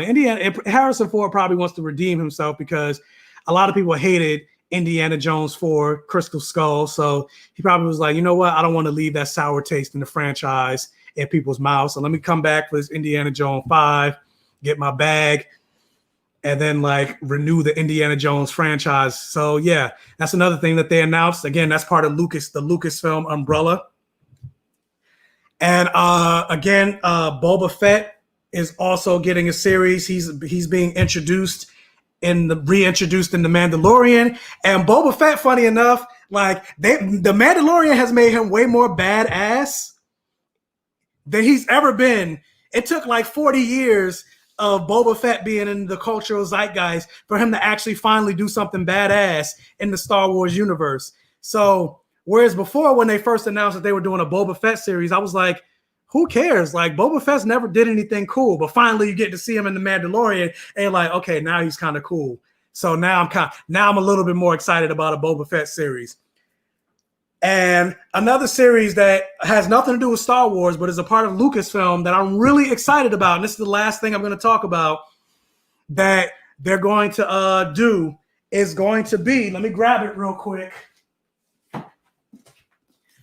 Tomi Adeyemi's Children of Blood and Bone. I am very excited about them bringing this property to live action. If you guys have not heard of this book, definitely get this book. I haven't read it yet, but funny enough, but I've heard, but a lot of my friends have read it because it takes me so long to like sit and read stuff. But I've heard a lot of my friends say this book is very good, and that and I'm gonna end up loving it. But for those of you that haven't read or heard of this series, I'll read the synopsis real quick, and then that'll be it. It says in terms of the book, it says Zeli Adebola remembers when the soil of Orisha hummed with magic, burners ignited flames, tiders beckoned waves, and Zeli's Reaper mother summoned forth souls. But everything changed once magic disappeared. Under the orders of a ruthless king, the Magi were targeted and killed, leaving Zeli without a mother and her people without hope. Now, Zeli has one chance to bring back magic and strike against the monarchy. With the help of a rogue princess, Zeli must outwit and outrun the crown prince, who is hell-bent on eradicating magic for good. Danger lurks in Orisha, where snow, leopards, proud, and vengeful spirits wait in the waters. Yet the greatest threat may be Zeli herself, as she struggles to control her powers and her growing feelings for an enemy. So yes, that is like Black people in an epic Afrofuturist type movie. Outside of like comic books, it's like this is basically our Black Lord of the Rings, more or less. High fantasy, something I've been again calling for the longest time, wanting to see Black people, not even just in like superhero movies, but like I want to see Black elves, Black vampires, and not just getting cameos, but I mean like telling the leading stories, being I want to see somebody Black being the chosen one, the most powerful person in the room, the one that's going to be able to save the universe. And we're getting that at least with Children in Blood and Bone. So I'm very excited about that. And yeah, Gary Foster, it's on my read list. It's on my read list too, because I've had it for a while and I haven't actually read it yet. That's a problem. That's a problem with me. Like I'll buy stuff and then it'll sit on the shelf for like years. Like same with Blu-rays. It'll sit on the shelf for years before I actually watch it or before I actually read it. Like I bought Harry Potter like back when the first movie came out, and I only just read the books last year. So it's been sitting on my shelf for damn near like 15 years before I read it. But I got to it eventually, so I'm gonna get to Children of Blood and Bone. But that's the last thing I wanted to mention in terms of like the things that I'm excited for. I went way longer than I was anticipating, but I appreciate you guys rocking with me for this live. I see people are starting to care, like people are dropping off now for the live. Now we're down to 6 people, but we're ending this live thing anyway. So I appreciate you guys for joining me for this live. Hopefully you guys have a great rest of your weekend. Definitely check out the next review that I'm going to do, dropping on next Friday. Obviously, we're going to get the season finale of The Mandalorian, but we're also going to get Ma Rainey's Black Bottom, Chadwick Boseman's final live action or performance, or no, his final live action performance, because he also voiced his character of T'Challa in the Marvel What If. So that's technically will be the last thing we hear him in. But yeah, Ma Rainey's Black Bottom will be the last thing we see him in. That'll be, I'll be reviewing that next week. Also, on December 28th, the review embargo for Cobra Kai Season 3 is lifted. And I can't say anything about it, but I did see Cobra Kai Season 3, but definitely check out my channel for that review to drop. And I can't say anything about Cobra Kai Season 3. But if you're Cobra Kai fans, all I will say is watch the first 2 seasons. And Season 3 comes out next month, but I'll be able to review it on the 28th. So definitely check out, be on my channel, checking out for that. And also on Christmas Day, Wonder Woman will be dropping on HBO Max, and Pixar Soul will be dropping on Disney Plus. So I'll be reviewing those as well. So yeah, be on the lookout for those. So yeah, that's it. I guess I'm gonna take Frankie's advice and go watch Zootopia, and that'll be it. Till next time. Ciao.